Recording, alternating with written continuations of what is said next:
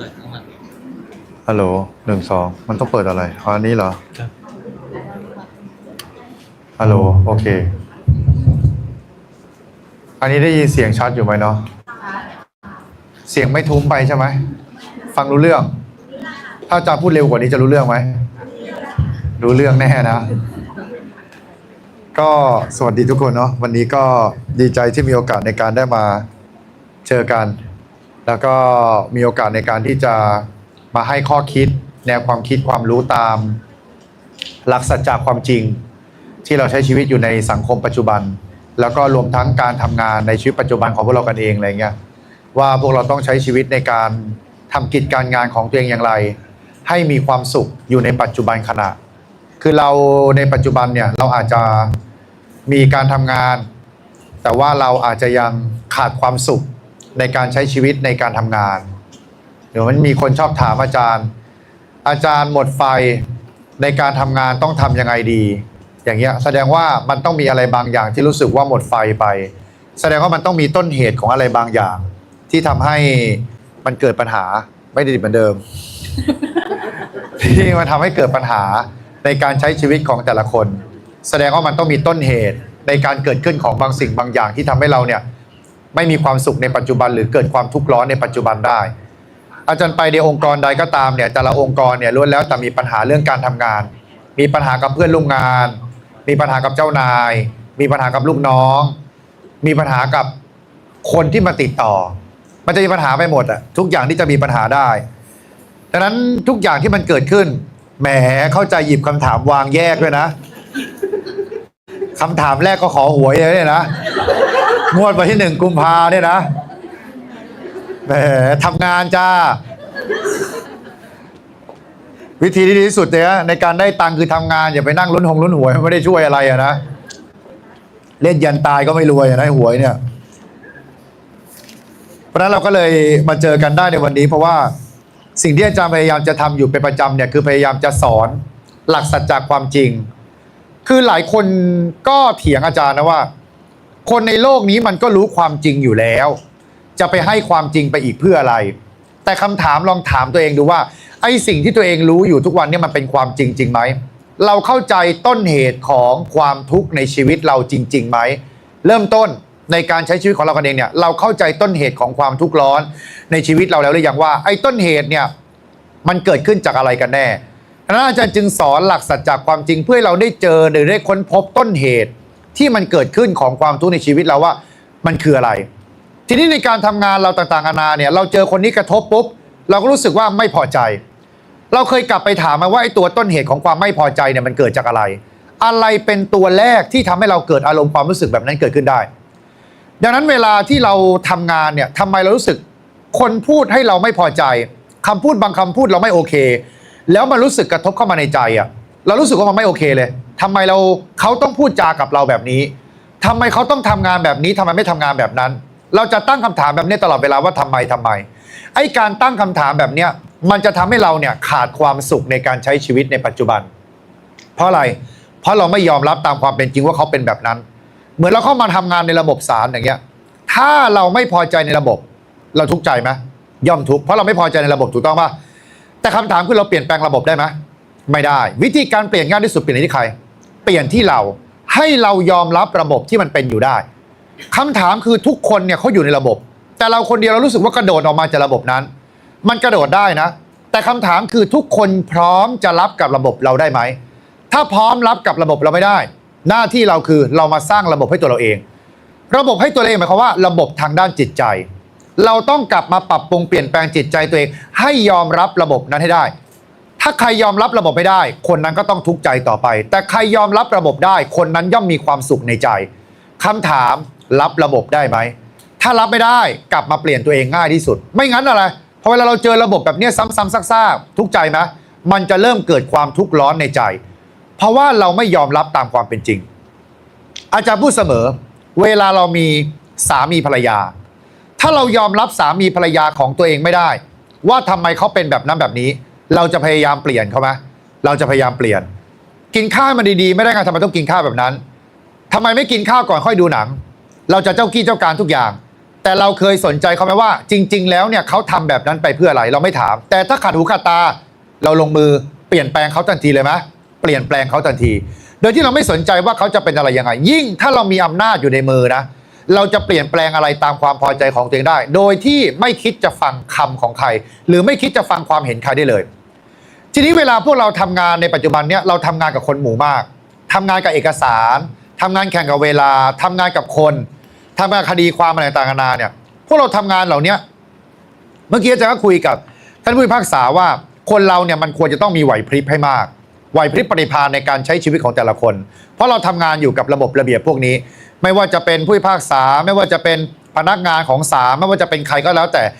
ในการใช้ชีวิตมันควรต้องมีไหวพริบเราลองถามตัวเองสิว่าทุกวันนี้เราทำงานกันเนี่ยหรือใช้ชีวิตกันในปกติเนี่ยเรามีไหวพริบกันมากแค่ไหนไหวพริบในการที่เวลามีคนมาบอกเราเฮ้ยดาวพฤหัสกำลังย้ายนะเฮ้ยดาวศุกร์กำลังย้ายนะพระศุกร์เข้าพระเสาร์แทรกนะชีวิตกำลังจะตกต่ำนะคนที่เกิดวันนี้ปีนี้เดือนนี้คืนนี้กำลังจะมีเคราะห์นะกำลังจะไม่มีเงินไม่มีทองนะเฮ้ยช่วงนี้ราหูย้ายนะอย่าเดินออกไปตอนทุ่มหนึ่งนะแสงของราหูเนี่ยมันจะกระทบเราทำให้เราเนี่ยไม่มีเงินมีทองนะเกิดเป็นหนี้เป็นสินขึ้นมานะไม่ได้นะคำถามเรามีไหวพริบเพียงพอในการรับมือกับความเชื่อเพ้อเจ้อแบบนี้ไหมเรามีไหวพริบพอไหมไหวพริบคืออะไรเราต้องดูว่าไอ้สิ่งที่มันเกิดขึ้นในขณะนั้นเนี่ยมันเป็นเหตุเป็นผลไหมวันเดือนปีคืนเราคิดว่าจะมีผลต่อการใช้ชีวิตเราจริงไหมเราเคยตั้งคำถามไหมว่าปีนี้ย้ายปีนี้ปีชงปีนี้เขาเรียกอะไรอายุ25เขาเรียกอะไรเบญจเพสไหมปีนี้จะเกิดอะไรเคราะห์กรรมอะไรจะเกิดเราเคยมีไหวพริบกลับมาเลยว่ามันจะเกิดกับเราได้ยังไงวันเดือนปีคืนจะมีผลต่อการใช้ชีวิตได้ยังไงในเมื่อมันก็มีความแปรปรวนเปลี่ยนแปลงไปตามเหตุตามปัจจัยของวันเดือนปีคืนนั้นของมันเองเราเกิดมากี่ปีแล้วเบญจเพสผ่านกันมาหมดหรือยังหมดแล้วเนาะหน้าตาแบบนี้ไม่น่าจะไม่เกินเบญจเพสใช่ไหมน่าจะต้องเกินกันหมดแล้วจะไปอีกทีนึงก็คือตอนไหน55เหรอ45อย่างนี้เหรอ70ใส่ยี่คือเท่าไหร่65 70 60สรุปจะอายุเท่าไหร่กันแน่เนี่ยเปลี่ยนไปเรื่อยเลยนะสุดท้ายแล้ววันเดือนปีคืนนะไม่ได้มีผลต่อการใช้ชีวิตของเราเราก็ผ่านชีวิตมาจนถึงปัจจุบันขณะไม่ได้มีผลอะไรเลยการมีผลในการใช้ชีวิตมีอยู่ไม่กี่เรื่องหนึ่งเรื่องของการกระทำทางกายวาจาและใจเรียกว่ากายกรรมวจีกรรมมโนกรรมเรากระทำกรรมแบบไหนอ่ะมันจะส่งผลไปแบบนั้นถ้าเรามีปีชงแล้วเราไปตรงกับปีชงพอดีเราเชื่อว่าปีชงมีจริงเราจะทุกข์ร้อนเพราะปีชงนั้นเพราะเรากำลังเข้าไปยึดมั่นถือมั่นว่าปีชงเป็นปีที่เรากำลังได้รับผลกระทบถ้าเราได้รับผลกระทบเราทำยังไงวิ่งแก้ไหมเราจะวิ่งแก้ไขละวิ่งแก้ไขด้วยการทำพิธีสะเดาะเคราะห์ต่อชะตาปัดตัวปัดอะไรก็แล้วแต่ตามที่เขาเชื่อกันแต่สุดท้ายมันแก้สันดานได้ไหมแก้ไม่ได้เมื่อแก้สันดานไม่ได้อะไรในชีวิตจะดีขึ้นได้ชีวิตเรามีความทุกข์เพราะการกระทำทางกายวาจาและใจของตัวเราเองถูกต้องปะเราอยากจะมีหน้าที่การงานที่ดีขึ้นต้องไปสะเดาะเคราะห์หรือแก้สันดานต้องแก้สันดานถูกต้องปะเราอยากจะมีหน้าที่การงานที่เจริญรุ่งเรืองต้องไปอาบน้ำมนต์พ่นน้ำหมากหรือว่ากลับมาพัฒนาศักยภาพของตัวเองให้ดียิ่งขึ้นไปก็ต้องพัฒนาศักยภาพถูกต้องไหมใครตอบว่าอาบน้ำมนต์นี่เคลี้ยงกระโถนเลยนะเห็นไหมมันไม่มีไหวพริบในการใช้ชีวิตเพราะอะไรเพราะมันไปเข้าใจหลงไหลได้ปลื้มไปตามกระแสของสังคมว่าการพกเครื่องรางของขลังสะเดาะเคราะห์ต่อชะตาอาบน้ำมนต์พ่นน้ำหมากร้องขอรอผลดลบันดาลจะมีผลต่อการใช้ชีวิตของคนคนนั้นแล้วจะสามารถเปลี่ยนแปลงตัวเราเองให้ดีขึ้นกว่าเดิมได้แว่นตาเราไม่สะอาดมันมัวเราจะทำยังไงให้แว่นตาเราที่มันไม่สะอาดมันมัวอยู่ทำให้มันกลับมามองเป็นปกติได้ก็ต้องสร้างเหตุปัจจัยด้วยการดึงแว่นตาออกแล้วไปเอาผ้ามาเช็ดมันถูกต้องป่ะมันจะหายไปเองลอยๆโดยปราศจากเหตุปัจจัยได้ไหมไม่ได้หรือเราต้องจุดธูปให้แว่นจากมัวมันหายมัวไม่ได้นะคำถามคือเวลาเรากินข้าวเรากินข้าวผ่านธูปหรือกินข้าวด้วยการตักเข้าปากมีใครผ่านธูปไหมเดี๋ยวจุดให้เดี๋ยวนี้เนี่ยนะมันไม่มีใครกินข้าวผ่านธูปถูกต้องป่ะยกเว้นคนตายจริงๆมันกินไม่ได้ด้วยซ้ำไปหรือใครกินอิ่มท้องด้วยการอุทิศบุญกุศลให้กับตัวเองมีไหมเดี๋ยวเย็นนี้จะไปถวายสังฆทานให้มันก็ไม่มีอีกเช่นเดียวกันถูกต้องป่ะเพราะอะไรเราต้องสร้างเหตุปัจจัยให้กับตัวเองนั่นเรียกว่าการกระทำทางกายวาจาและใจอยากมีชีวิตที่ดีขึ้นต้องแก้ไขที่ต้นเหตุแห่งความทุกข์ของเราเรื่องไหนต้องกลับไปแก้ไขที่ตรงนั้น การเป็นหนี้เป็นทุกข์อย่างยิ่งในโลกถ้าเราเป็นหนี้แล้วเราเกิดความทุกข์ในปัจจุบันขณะเราต้องทำอะไรก็ต้องกลับไปแก้ปัญหาที่ต้นเหตุคือการเป็นหนี้ถูกต้องป่ะแต่คำถามตอนนี้ยังเป็นหนี้อยู่อ่ะถ้าเป็นหนี้อยู่ยังต้องใช้จ่ายอยู่ยังต้องขวนขวายในการทำมาหากินอยู่และยังต้องขวนขวายในการใช้หนี้ต่อไปแบ่งปันต่างๆนานาไปใช้หนี้คำถามเรายังจะคงมีความทุกข์ต่อไปไหมก็ยังจะคงมีความทุกข์ต่อไปถูกต้องป่ะแต่เราสามารถมีความสุขในปัจจุบันได้ด้วยการอะไรตัดความอยากออกพระพุทธเจ้าจึงสอนว่าต้นเหตุแห่งความทุกข์จริงๆเนี่ยคือความอยากได้ความอยากมีความอยากเป็นไอ้ความอยากตัวนี้แหละเป็นต้นเหตุของความทุกข์ทั้งหมดทั้งสิ้นเป็นต้นเหตุแห่งความทุกข์ถ้าเราไม่อยากเราจะไปเอาสิ่งใดมาได้ไหมไม่ได้ถ้าไม่อยากได้ตำแหน่งจะทุกข์เพราะตำแหน่งได้ไหมไม่ได้ไม่อยากได้ตำแหน่งแล้ววันหนึ่งมันพลาดตำแหน่งไปเราจะทุกข์เพราะการพลาดจากตำแหน่งนั้นได้ไหมย่อมไม่ได้เพราะอะไรเราไม่มีความอยากเป็นบาดฐานอยากได้ในสิ่งใดแล้วไม่เอาสิ่งนั้นมาเราจะไม่ทุกข์ร้อนถ้าเราเอามาเฉยๆโดยที่จะได้ก็ได้ไม่ได้ก็ไม่เป็นไรไม่สนใจไม่กังวลกังวลไม่ยึดติดถือติดกับสิ่งนั้นย่อมเกิดประโยชน์สุขแก่เรามากที่สุดในปัจจุบันอาจจะถามว่าถ้าเราไม่อยากมีสามีภรรยาไม่อยากมีมันจะทุกข์เพราะสามีภรรยาได้ไหมไม่ได้แต่ถ้าอยากมีปุ๊บจะเริ่มทุกข์ยังเริ่มทุกข์ทีนี้เวลาอยากมีจะเอาใครอ่ะมันเริ่มหาแล้วใช่ไหมเวลามันอยากมาความอยากมันได้ปุ๊บมันจะเริ่มอะไรแสวงหาไปช่วงแรกก็สเปคสูงมากใช่ไหมตั้งไว้ก่อน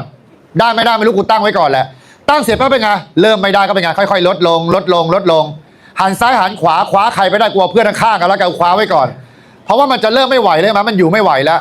มันไม่สามารถจะมีชีวิตต่อไปแบบการมีโสดต่อไปได้เพราะอะไรมันจะเริ่มลดแต่สุดท้ายมันเป็นความอยากไหมความอยากแต่สุดท้ายแม้กระทั่งลดสเปคแล้วก็ยังไม่มีใครเอายังไม่มีใครมองเป็นไงทีนี้เราจะเริ่มทุกข์ใจแล้วเริ่มเดือดเนื้อร้อนใจแล้วเพราะอะไรมันไม่เป็นไปตามสิ่งที่ตัวเองต้องการแต่คำถามคือวิธีแก้เราต้องแก้ยังไงอ่ะเราต้องกลับมาแก้ที่ต้นเหตุของการที่เราทุกข์ใจเพราะการยังหาแฟนไม่ได้มันเกิดจากอะไรมันเกิดจากเรามีความอยากเช่นเดียวกับการเป็นหนี้เป็นสินวิธีการแก้หนี้สินในปัจจุบันทำยังไงกลับไปแก้ที่ต้นเหตุคือดับความอยากถ้าเราเป็นหนี้สินแล้วเรายังมีความอยากในการอยากได้อยากมีอยากเป็นเราจะไปขวนขวายในการกู้หนี้ยืมสินมาซื้อต่อไหมซื้อต่อหนี้เดิมก็ยังมีหนี้ใหม่ก็สร้างแล้วนี่อนาคตจะทำต่อไปไหมทำต่อไปจะขวนขวายในการหาไปเรื่อยๆเพราะอะไรมันไม่ตัดที่ต้นเหตุคือความอยากถ้ายังอยากมีความอยากอยู่มันก็ย่อมในการที่จะยังมีความแสวงหาอยู่ต่อไปแต่ถ้าเราจะหมดหนี้ในปัจจุบันวิธีการทำยังไงยุติการเป็นหนี้ด้วยการไม่ไปอยากได้อยากมีอยากเป็นไม่ไปหยิบยืมเงินจากใครมาแล้วทำอะไรใช้หนี้เดิมให้หมดให้เร็วที่สุดแม้มันจะเป็นเงินระดับที่มันเป็นวางแพทเทิร์นไว้แล้วว่าทุกเดือนมันต้องจ่ายขั้นต่ำเท่านี้ใช้ไปจนกว่าจะหมดแต่อย่าไปหาหนี้เพิ่มถ้าหาหนี้เพิ่มหนี้หมดไหมไม่หมดถ้าไม่หาหนี้เพิ่มใช้จนวันนี้หนี้มันหมดสิ้นไปแล้วมันจะจบยุติจากการเป็นทุกข์ของการเป็นหนี้ได้ไหมย่อมหมดได้เพราะอะไรเมื่อมันหมดจนเหลือ0 บาทสุดท้ายไม่มีหนี้ใหม่เพิ่มจะเริ่มเข้าใจจะเริ่มคล่องตัวอย่างเริ่มคล่องตัวแล้วความทุกข์ไม่มีอยู่กับปัจจุบันขณะแล้วเริ่มต้นในการใช้ชีวิตใหม่ได้ด้วยการไม่เป็นหนี้พระพุทธเจ้าจึงบอกว่าการเป็นหนี้เนี่ยมันเป็นทุกข์อย่างยิ่งในโลกนี่การเป็นหนี้ทุกข์อะไรอีกที่เป็นทุกข์การมีความรักเป็นทุกข์อย่างยิ่งในโลกทุกข์ไหมมีความรักทุกข์ทุกข์แล้วมีทำไมเห็นไหมแต่ทุกข์ไหม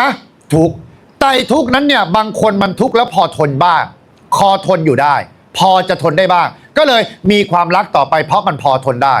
แต่บางคนเนี่ยทนมานานแล้วไงเมื่อไหร่ไอ้แก่ที่จะตายสักทีจากชีวิตฉันอย่างเงี้ยมันทนมานานเมื่อไหร่คนนี้มันจะเดินออกจากชีวิตฉันไปสักทีเพราะอะไรมันทนมาจนเหลือจะทนแล้วบางคนหมดเนื้อหมดตัว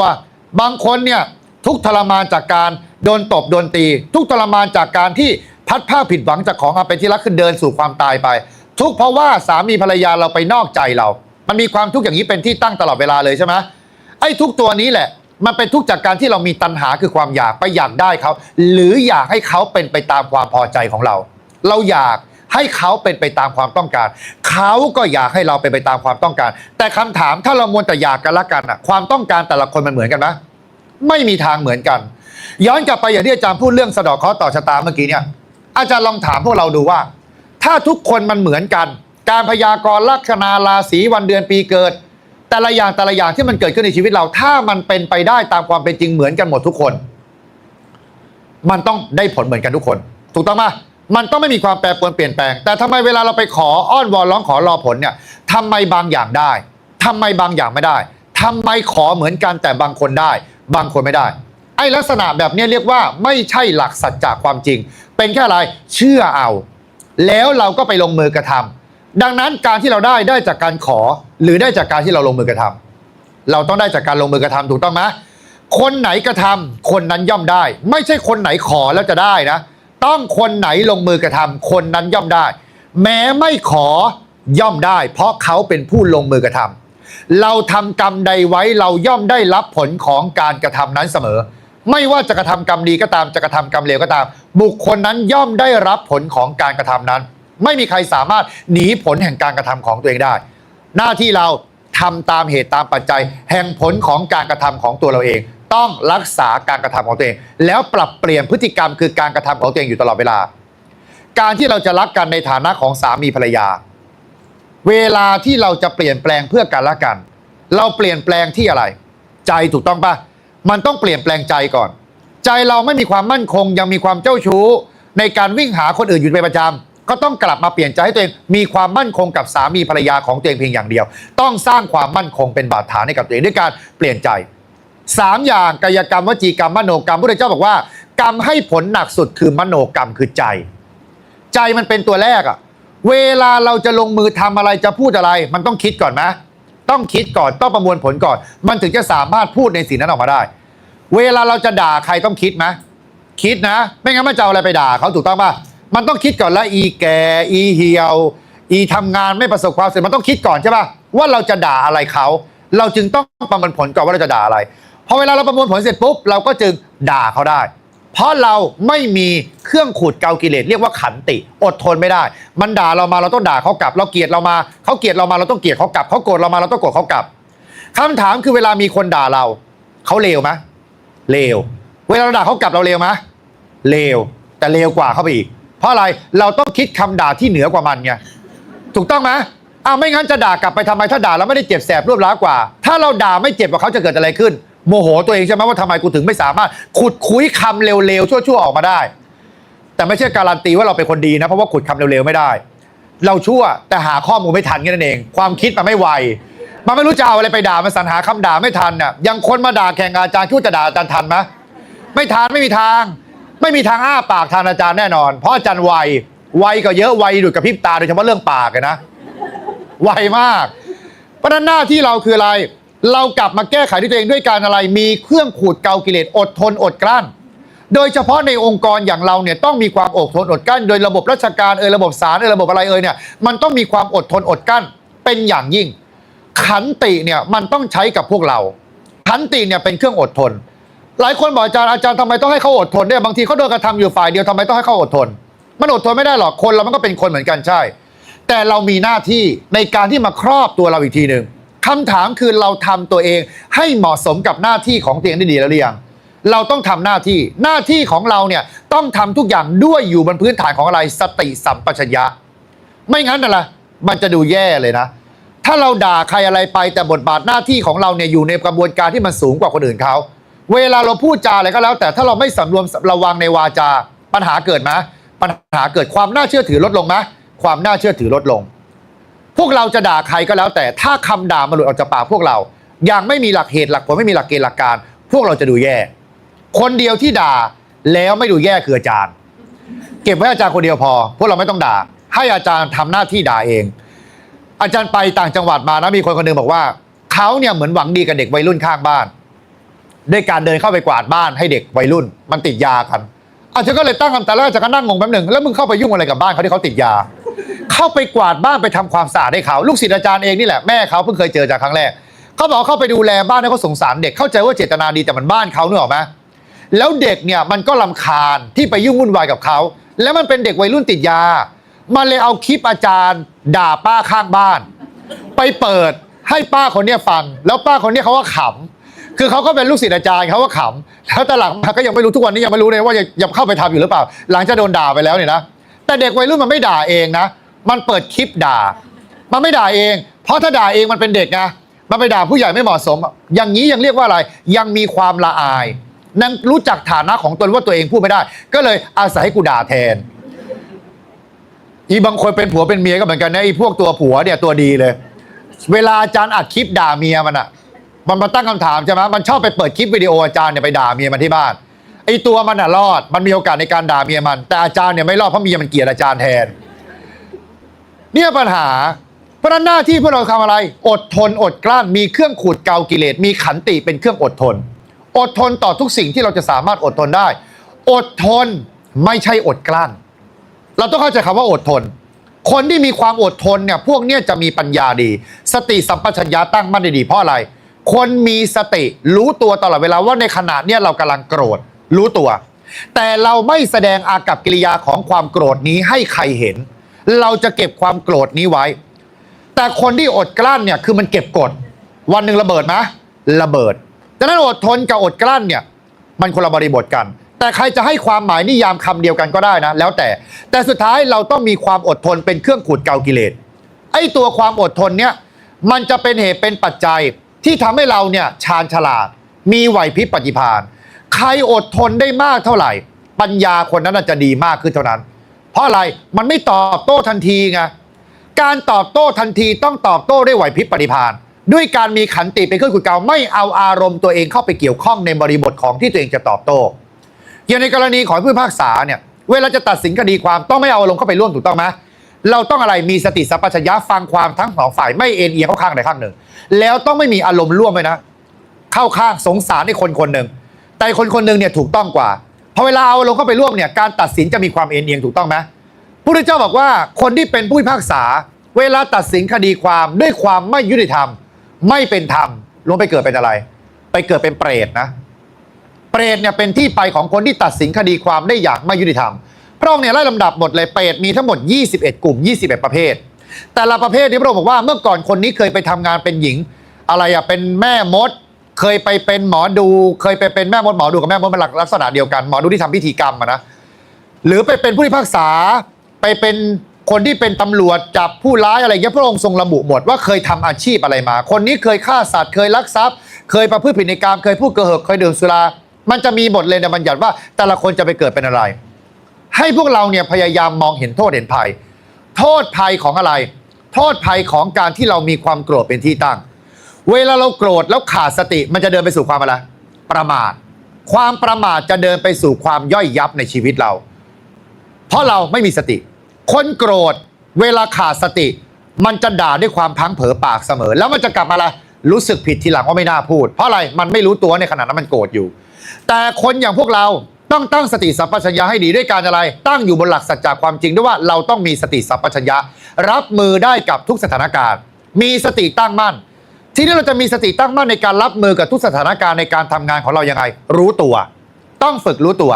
สติกับสัมปชัญญะเป็นของคู่กันสติแปลว่าเครื่องระลึกได้หรือตัวระลึกได้ระลึกรู้ขึ้นมานี่เรียกว่าสติทุกครั้งที่เรารู้ตัวว่าเวลาเราจับสมมติว่าจะจับกระโถนรู้ว่าเย็นเนี่ยเรียกว่าสติละรู้ขึ้นได้ว่าเย็นในขณะที่อาจารย์จับเย็นอยู่เนี่ยอย่าไปคิดอย่างอื่นถ้าคิดอย่างอื่นแปลว่าหลุดแล้วหลุดจากความเย็นนี้แล้วหลงไหลได้เปื้อนไปสิ่งอื่นละดังนั้นเวลาเขาในขณะที่เราจับว่าเย็น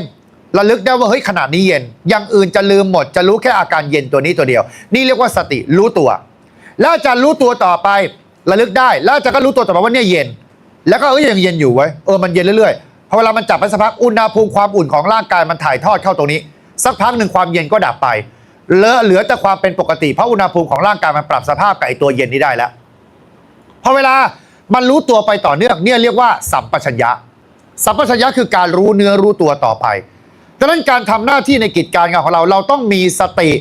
สัมปชัญญะระลึกได้และรู้ตัวในสิ่งที่เรากำลังทำอยู่ทำกิจการงานใดให้รู้ตัวว่าในขณะนี้เรากำลังทำสิ่งใดอยู่ในปัจจุบันขณะต้องรู้ตัวให้ได้ถ้าเรารู้ตัวในปัจจุบันขณะนั้น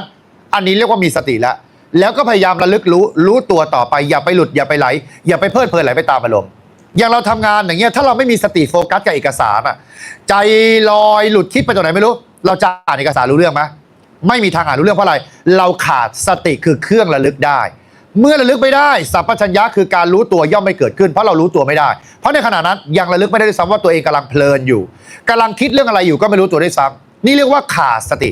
คนขาดสติจะเดินไปสู่ความประมาทเสมอเมื่อประมาทย่อมเดินไปสู่ความตาย ดังนั้นหน้าที่เราทุกคนคือตั้งสติอยู่กับปัจจุบันใครจะพูดใครจะใส่ร้ายป้ายสีใครจะสร้างความเดือดเนื้อร้อนใจให้เราแค่ไหนก็ตามหน้าที่เราคืออะไรตั้งสติสัมปชัญญะอย่าไปด่าทอต่อว่าเขาอย่าไปรังเกียจเดียดฉันเขาอย่าด่าเขากลับอย่าเกลียดเขากลับอย่าโกรธเขากลับอย่าฆ่าพยาบาทบ้านร้ายเขากลับทีนี้พระพุทธเจ้าเคยสอนว่าเวลาที่เราใครโกรธเรามาเราโกรธเขากลับเท่ากับเราบริโภคร่วมกับเขาใครด่าเรามาเราด่าเขากลับเท่ากับเรากำลังเสวยผลของการกระทำนั้นสมมุติว่าถ้าเขาด่าเราผลของการด่านั้นเป็นของใครของเขาถูกต้องป่ะถ้าเขาด่าเราด่าเขากลับผลของการด่านั้นเป็นของใครด้วยของทั้งเราและของเขาถูกต้องป่ะเพราะเราเข้าไปบริโภคร่วมเรากินอาหารจานเดียวกับใครอ่ะเราก็ต้องรับผลในอาหารจานนั้นกับเขาด้วยดังนั้นเขาด่าเราเขากินอาหารจานเขาคนเดียวเราไม่ได้เข้าไปกินกับเขาถ้าเราไม่ด่ากลับแต่ถ้าเราด่ากลับด้วยเรากำลังบริโภคร่วมกับอาหารคือคำด่านั้นร่วมกับเขาต้องรับผลของการกระทำด้วยดังนั้นใครจะทำอะไรยังไงปล่อยไปให้ความจริงในการกระทำของเราทนต่อการเพ่งพิสูจน์เสมอเราทำสิ่งใดไว้ถ้ามันเป็นสัจจะความจริงเป็นเหตุเป็นผลเป็นประโยชน์ไอ้สิ่งนี้ย่อมส่งผลดีต่อการใช้ชีวิตของตัวเราเองและความจริงที่เราทำอยู่เนี่ยมันจะพิสูจน์ได้ว่าไอ้สิ่งที่เราทำเนี่ยมันถูกต้องแล้วให้เดินหน้าในการทำต่อไปแต่อะไรผิดอะไรพลาดแค่ทำอะไรสำรวมระวังอย่ากลับไปทำอีกตั้งอยู่บนความไม่ประมาทแล้วเริ่มต้นในการอะไรพัฒนาตัวเองสำรวมระวังตัวเองแก้ไขตัวเองต่อไปเพื่อให้ไม่เกิดความผิดพลาดซ้ำเดิมแบบที่ตัวเองเคยทำมาอีกหน้าที่เราคือทำแบบเนี้ยซ้ำๆบ่อยๆจนเกิดความเคยชินให้รู้สึกว่านอนเนื่องในสันดานให้ทำเป็นประจำแบบนี้ซ้ำๆฝึกตัวเองด้วยการตั้งสติสัมปชัญญะรู้เนื้อรู้ตัววันหนึ่งคืนหนึ่งถ้าใครคิดอะไรไม่ออกเนี่ยเดินไปเข้าห้องน้ำเดินไปติดต่อแผนกอื่นเดินไปส่งเอกสารวิธีการคือรู้เนื้อรู้ตัวกับอิริยาบถนั้นก้าวขาขวารู้ว่ากำลังก้าวขาขวาก้าวขาซ้ายรู้ว่ากำลังก้าวขาซ้ายโดยลองดูซิฝึกตัวเองไม่ต้องคิดอะไรอ่ะขวารู้ซ้ายรู้ขวารู้ซ้ายรู้ถ้าใครกำหนดรู้ไม่ได้ขวาพุทซ้ายโทขวาพุทซ้ายโทกำหนดพุทโธติดใจไว้ไม่ต้องไปคิดอย่างอื่นอาจารย์คุยกับท่านผู้พิพากษาเนี่ยตอนที่มานั่งพักอยู่ในห้องรับรองท่านบอกว่าเวลาของพวกเราเนี่ยวันหนึ่งคืนหนึ่งมันน้อยมากเพราะงานเอกสารมันเยอะงานกิจการงานหน้าที่การงานของแต่ละคนมันมากวิธีการทำยังไงฝึกในระหว่างวันพระพุทธเจ้าเรียกว่าจิตอธิษฐานการงานใช้การงานนั่นแหละเป็นตัวกำหนดสติปัญญาใช้การงานนั่นแหละเป็นตัวกำหนดสมาธิเวลาเราเดินไปห้องน้ำอ่ะเวลาเราไปห้องน้ำอ่ะเราก็จะพังเผยใช่ป่ะปล่อยอารมณ์ไปเรื่อยคิดเดินเป่าผิวปากเดินอะไรไปด่าชาวบ้านในใจบ้างอะไรบ้างนินทาชาวบ้านในใจบ้างอะไรบ้างเห็นในคนนั้นก็ด่านินทาเขาแต่นินทาในใจนะเวลาเราทำเสร็จปุ๊บเราทำยังไงเปลี่ยนใหม่จากเดิมที่เราไปคิดเรื่อยเปื่อยให้เราทำอะไรเอาสติมาตั้งอยู่กับกายในขณะที่เดิน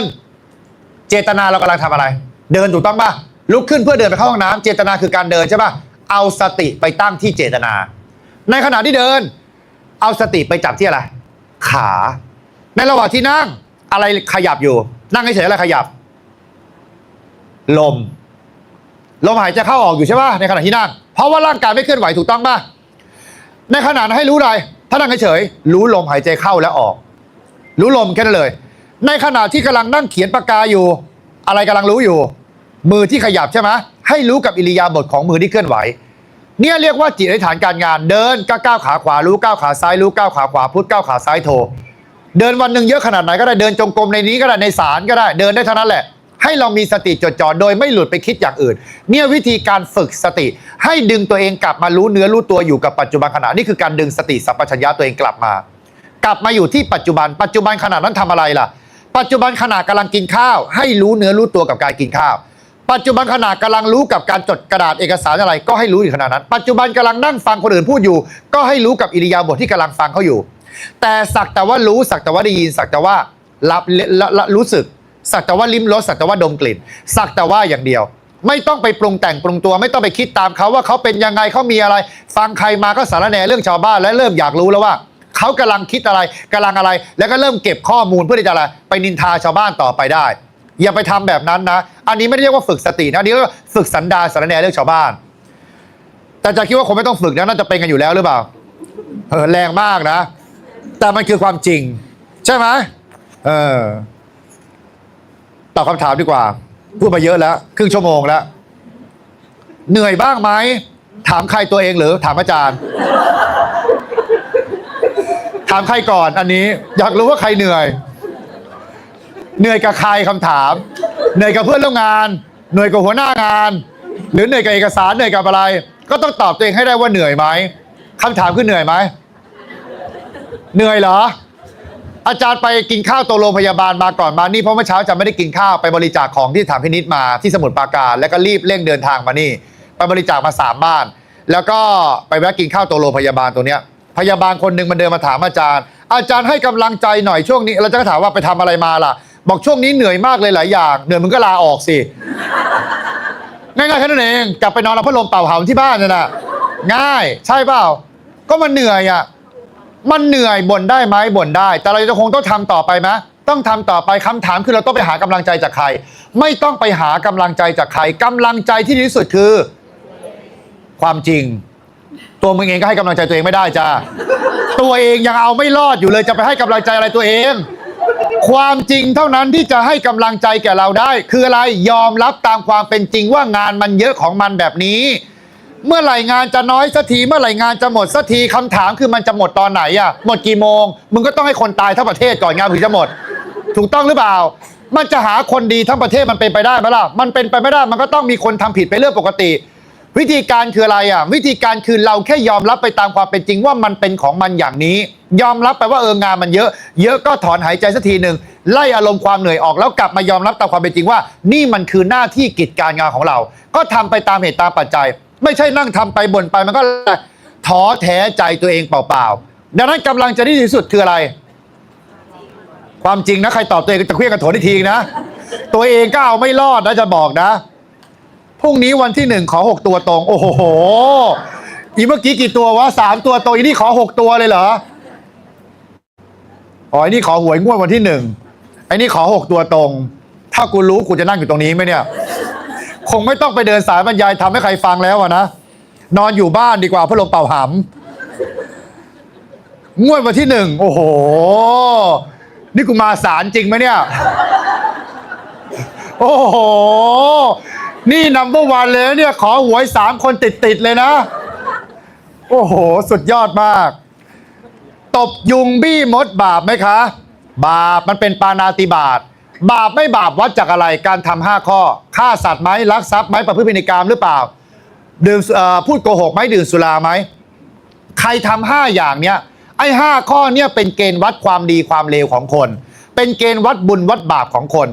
บาปไม่บาปบุญไม่บุญวัดจาก5 ข้อนี้เลยอย่างสมมุติเราตบยุงมี่มดบาปหรือไม่บาปบาปเพราะอะไรฆ่าสัตว์เป็นปาณาติบาตถูกต้องป่ะถ้าเราเดินเหยียบมดแต่เราไม่เห็นเป็นบาปไหมไม่บาปเพราะอะไรถูกต้องเรากล่าวซึ่งเจตนาว่าเป็นกรรมไม่มีเจตนาไม่มีกรรมเจตนาในขณะนั้นในขณะที่เดินเหยียบมดเหยียบหอยทากไม่เห็นเลยเราไม่มีเจตนาฆ่าก็เหมือนผลทางกฎหมายใช่ป่ะดูที่เจตนาเป็นต้นเหตุใช่ไหมดูเจตนาเป็นที่ตั้งวิบากของกรรมหรือผลของกรรมก็ดูจากเจตนาเหมือนกันเจตนาตบยุงไม่ได้ตั้งใจตบเลยไม่ได้เจตนาตบแต่ตบยุงมีเจตนาไหมมีเจตนาป่ะเจตนานะอุ้ยอาจารย์เผลอไม่ได้ตั้งใจเลยเนี่ยมันเผลออันนี้เรียกเจตนาฆ่าไหมเจตนาฆ่าถูกต้องป่ะไม่งั้นมึงจะตบถูกจุดได้ยังไงอะแสดงว่ารู้มันเจ็บตัวนั้นแสดงว่ารู้อยู่แล้วว่าเป็นยุงเราก็เลยเผลออะไรตบไปใช่ป่ะมันเป็นอารมณ์ของอะไรการไม่มีสติสัพพัญญะเรียกว่าพลั้งเผลอนี่เรียกว่าคนไม่มีสติมันจะทำอย่างอะไรไม่ระมัดระวังมันจะทำด้วยความเพลิดเพลินไหลไปตามอารมณ์ไอ้อารมณ์แบบนี้เรียกว่านันทิคือความเพลินมันใช้ชีวิตแบบเพลิดเพลินอ่ะจนไม่มีสติสัพพัญญะเข้าไปรู้เนื้อรู้ตัวในสิ่งเหล่านี้ได้ถ้าเราอยู่ในสภาพแวดล้อมกับเพื่อนร่วมงานที่ผู้บังคับบัญชาที่ไม่ดีทำให้จิตใจเราเนี่ยแย่ลงเรามีวิธีแก้อย่างไรถ้าแก้ที่เขาไม่ได้ก็แก้ที่มึงไงง่ายๆผู้บังคับบัญชาไม่ดีเราแก้เขาได้ไหมไม่ได้เรารู้ตัวอยู่แล้วว่าเราแก้ใครไม่ได้ดังนั้นวิธีการกลับมาแก้ที่ใครที่เราก็ทำหน้าที่ของเราดิเราหน้าที่อะไรให้กำลังใจตัวเองทำยังไงยอมรับตามความเป็นจริงว่าเจ้านายเราเป็นแบบนี้หน้าที่เราคือเขาให้เราทำอะไรก็ทำไปตามเหตุตามปัจจัยเดินไปตามกระบวนการเดินไปตามเหตุตามปัจจัยแต่ปัญหาคือเราทำไหมทำแต่เราคิดด้วยไหมคิดเครียดด้วยไหมเครียดไม่พอใจด้วยไหมไม่พอใจทำไมเราไม่ทำเฉยๆล่ะก็ทำไปสุดท้ายมันต้องทำไหม ต้องทำแต่แค่เราตัดอะไรออกความคิดไม่ดีออกเหลือแค่อะไรการกระทำอย่างเดียวมันจะทุกข์ร้อนได้ไหมทุกข์ไม่ได้ดังนั้นเจอใครไม่ดีเราทำหน้าที่ของเราต่อไปแต่อย่าไปทุกข์ร้อนเพราะใครไม่ต้องไปทุกข์ร้อนอยู่ปกติถ้าเป็นอาจารย์แล้วอาจารย์ต้องมานั่งทนทุกข์ร้อนกับข่าวต่างๆนานาที่ตัวเองโดนประดังพรั่งพรูเข้ามาในโลกโซเชียลถ้าอาจารย์มัวจะไปกังวลแบบนั้นอาจารย์อยากจะทำหน้าที่ของตัวเองอย่างมีความสุขไหมไม่มีมันจะเหนื่อยไปหมดลำพังเดินทางวันหนึ่งคืนหนึ่งก็เหนื่อยลำพังการนอนแต่ละวันพักผ่อนไม่เพียงพอก็เหนื่อยมากพออยู่แล้วยังต้องมาสนใจกับขี้ปากชาวบ้านคำใส่ร้ายป้ายสีด้วยคำไม่จริงคำดูถูกเหยียดหยามคำต่อว่าถ้าเราไม่สนใจตรงนั้นเราจะทำงานทุกอย่างได้อย่างมีความสุขและทำได้อย่างมีประสิทธิภาพหน้าที่ของเราเช่นเดียวกันใครจะไม่ดีเป็นเรื่องของใครเป็นเรื่องของเขาให้เราเข้าใจคำว่าผลของการกระทำยอมรับตามนี้ได้ว่าใครทำอะไรเขาต้องได้รับผลแบบนั้นในเมื่อเขาทำไม่ดีกับเราเขาต้องได้รับผลของเขาแต่เราไม่ต้องไปนั่งเฝ้าว่าเขาจะได้รับผลตอนไหนไม่ต้องไปเฝ้าวันหนึ่งเขาต้องได้รับผลแน่นอนคำถามคือเราอยู่กับเขาตลอด24ชั่วโมงไหมไม่ดังนั้นเราไม่รู้หรอกเขาอาจจะไปรับผลที่บ้านเขาก็ได้เราไม่รู้ในขณะที่เขากำลังเข้าห้องน้ำเขาอาจจะเป็นฤทธิ์สีดวงทวารแล้วเขากำลังเจ็บปวดรวดร้าวทรมานจากการขับถ่ายในแต่ละวันก็ได้ใครจะไปรู้ว่าเราไม่รู้ถูกต้องป่ะแต่เขามีความทนทุกข์ทรมานไหมมีแต่ในเรื่องของการกระทำกรรมใดไว้มันต้องได้รับผลการกระทำนั้นแค่ยกตัวอย่างฤทธิ์สีดวงเฉยแต่ความเป็นจริงผลของการกระทำมันมีวันนี้เขาทำกับใครวันหน้าเขาก็ต้องโดนกระทำแบบนั้นแต่อยู่ที่ว่าเราจะเห็นไหมล่ะบางทีเขาอาจจะโดนกระทำกับผู้ที่อยู่เหนือกว่าเขาก็ได้เขาจึงมาทำวิธีนี้กับเราอีกทีนึงแสดงว่าเขาก็มีความทุกข์เหมือนกันถูกต้องป่ะเราเองก็มีความทุกข์ถูกต้องป่ะเราพอใจในการที่เขาทำแบบนี้กับเราไหมไม่พอใจเรามีความเศร้าเรามีความทุกข์เรียนรู้จากบทเรียนนี้ไว้ว่าอะไรอย่าไปเป็นแบบเขาแล้วมีความเมตตาสงสารต่อเขาว่าเขาเป็นคนน่าสงสารเขาควบคุมภาวะอารมณ์ตัวเองไม่ได้เขาบริหารจัดการตัวเองไม่ได้เขาควบคุมดูแลลูกน้องตัวเองไม่ได้ให้เราสงสารเขาแต่ไม่ใช่ไปยืนต่อหน้าเขากำลังด่าเราน่าสงสารเนาะเจ้านายอย่างมึงเนี่ยไม่ได้นะแบบนั้นมึงจะโดนหนักหนาสาหัสกว่าเดิมนะอาจจะปิวอาจจะกระเด็นไปเลยนะเป็นวิธีการแก้ไขปัญหาที่ผิดเราสลดสังเวชในใจได้แต่ไม่ต้องแสดงออกเราสามารถทำในใจได้หรือกลับไปบ้านยืนทำที่หน้ากระจกก็ได้หรือปริ้นรูปหัวหน้าเนี่ยไปติดที่บ้านแล้วก็ไปยืนทำหน้าทำตาลอยหน้าลอยตาที่บ้านก็ได้ทำได้เหมือนกันหมดแหละแต่เราอย่าไปทำแบบนั้นบ่อยๆซ้ำๆเพราะอะไรมันจะชินเดี๋ยววันหนึ่งจะด่าเขาจริงๆไงเพราะมันนึกคิดติดตึกในใจตลอดเวลาเมตตาด้วยความจริงใจคำว่าเมตตาเรียกว่ามันเป็นลักษณะของอะไรนะปรารถนาดีกับบุคคลอื่นนะคำถามคือเราฝึกปรารถนาดีกับคนอื่นเป็นไหมล่ะเราฝึกปรารถนาดีกับคนที่เราไม่ชอบลองดูได้ไหมลองดูปรารถนาดีกับคนไม่ชอบอาจารย์เนี่ยไม่ชอบคนหลายคนนะแต่อาจารย์ต้องฝึกตัวเองในการปรารถนาดีกับเขาหลายคนเนี่ยพยายามโจทย์อาจารย์ด่าทอต่อว่าอาจารย์แต่อาจารย์พยายามที่จะฝึกปรารถนาดีกับเขาด้วยการส่งของไปให้ด้วยการมีการให้คนติดต่อไปขอโทษด้วยการเข้าไปขอโทษขอโพยเหมือนพระประหลัดทีละพระปีนเสาไฟที่อาจารย์เดินทางไปขอขมากันเพราะอาจารย์ปรารถนาดีในเมื่อต่างคนต่างอยู่แล้วมันรู้สึกว่าต่างคนต่างแบบจะขอโทษขอโพยกันแล้วก็ให้อภัยกันซะในฐานะที่เขาเป็นหัวหน้าเราเขาเป็นเพื่อนร่วมงานเราเขาเป็นลูกน้องเราเขาเป็นคนที่เราต้องดูแลหน้าที่เราคือทำอะไรปรารถนาดีกับเขาฝึกปรารถนาดีบางทีเขาอาจจะมีความทุกข์ร้อนสิ่งใดสิ่งหนึ่งอยู่ในชีวิตเขาแต่เราไม่รู้เราก็เลยคิดโกรธเกลียดอาฆาตพยาบาทคับแค้นใจต่อเขาแต่ความเป็นจริงถ้าเรามีโอกาสได้รู้เรื่องจริงๆในชีวิตเขาว่าเขาโดนกดอะไรไอ้เจ้านายเราคนนั้นเวลามันอยู่บ้านอาจจะโดนเมียกดขี่ข่มเหงก็ได้เขาก็เลยมาอะไรมากดขี่ข่มเหงเราในปัจจุบันเขาอาจจะมีความทุกข์ในครอบครัวเขาแต่เขาไม่สามารถมีความสุขได้ในครอบครัวเขาจึงเลยมาแสวงหาความสุขในนี้บางทีถ้าเรามองในมุมที่ดีเราจะได้มีความสงสารเมตตาปรารถนาดีกับเขาได้เราฝึกมีความอดทนและฝึกในการปรารถนาดีด้วยการเมตตาต่อบุคคลอื่นตลอดเวลาคนที่มีความสุขที่สุดคือเรานะ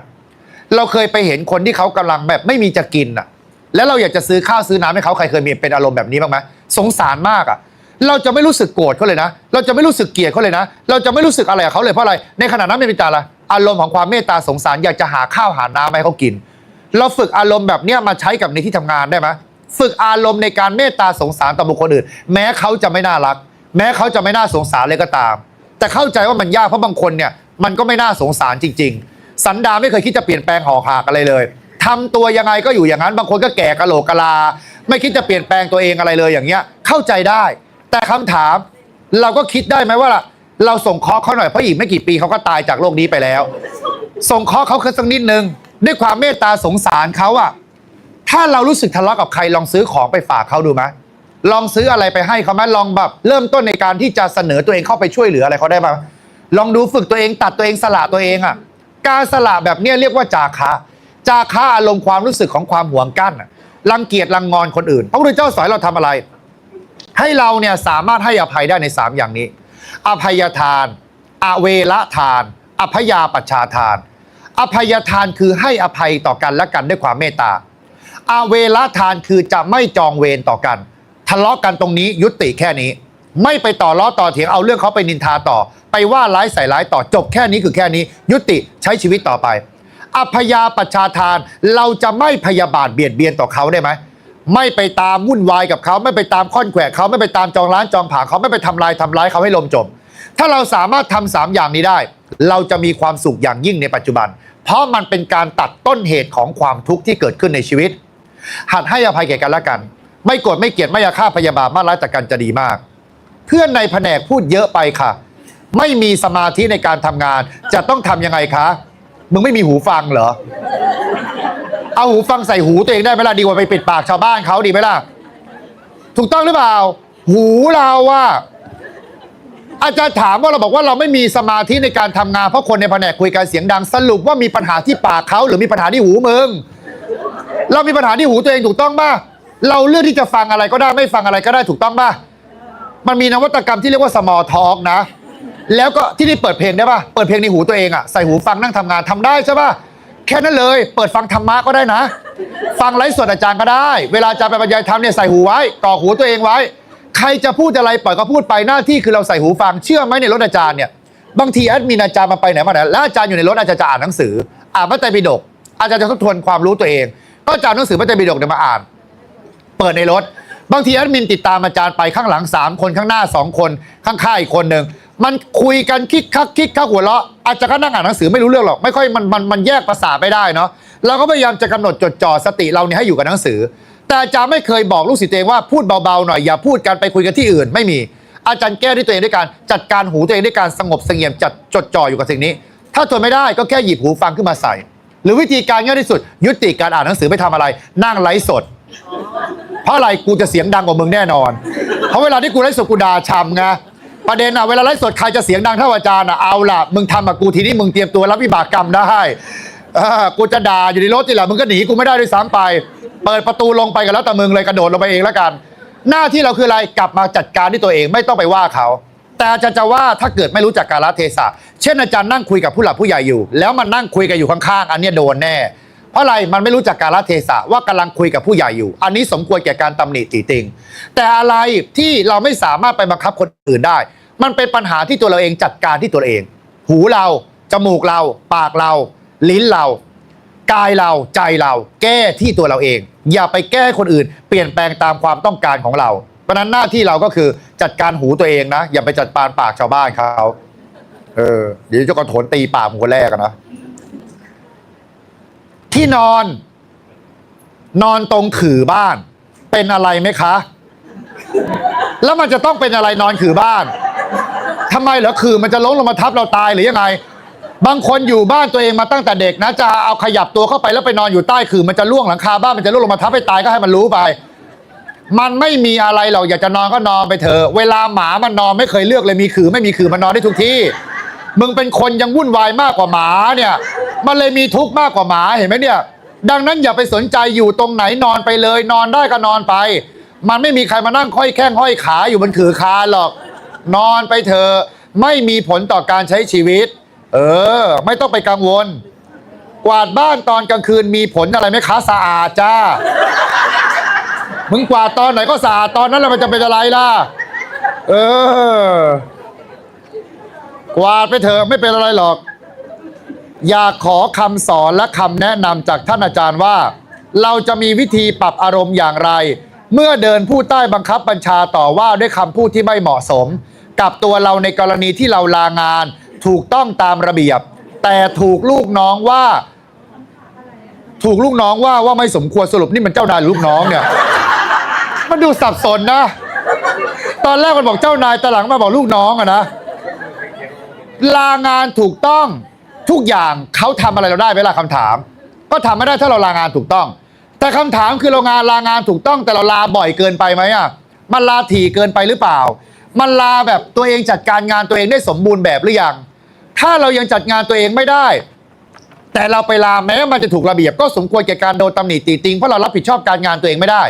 แต่คำถามถ้าเรารับผิดชอบการงานของตัวเองอย่างดีเลิศไม่มีอะไรติดค้างทุกอย่างสมบูรณ์บริบูรณ์จัดแจงจัดการให้หมดแล้วจะลาอาจจะคิดว่าเจ้านายคงไม่ว่าอะไรหัวหน้าคงไม่ว่าอะไรเพราะเรารับผิดชอบหน้าที่ของตัวเองอย่างดีคำถามคือเรารับผิดชอบหน้าที่ตัวเองดีหรือยังถ้ายังไม่ดีก็ต้องรับผลจากการกระทำของตัวเองว่าเรายังจัดการหน้าที่ของตัวเองไม่ดีพอวิธีการคืออะไรกลับไปแก้ที่ตัวเอ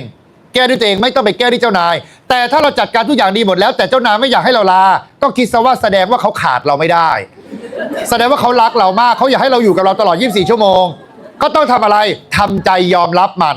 แค่นั้นเองเจ้านายรักเป็นเรื่องดีแล้วนะบางทีเจ้านายด่าเราแสดงว่าเขารักเรามากนะยิ่งโดนด่ามากเท่าไหร่ก็แสดงว่ายิ่งรักเรามากเท่านั้นเอาใช่สิเวลาพวกมึงบอกว่าผู้ชายด่าเท่ากับผู้ชายรักใช่ไหมคะแล้วทีนี้เจ้านายด่าไม่เท่ากับรักด้วยเหรอมันก็ต้องรักด้วยกันนี่แหละใช้ตรรกะเดียวกันดังนั้นหน้าที่อะไรมองไปในทางที่ดีอย่าไปมองในทางที่เสียอย่าไปมองในแง่ลบมองมาในแง่บวกไว้เขาด่าเราแสดงว่าต้องมีเหตุผลว่าอะไรเรายังทำไม่ดีเรากลับไปย้อนดูตัวเอง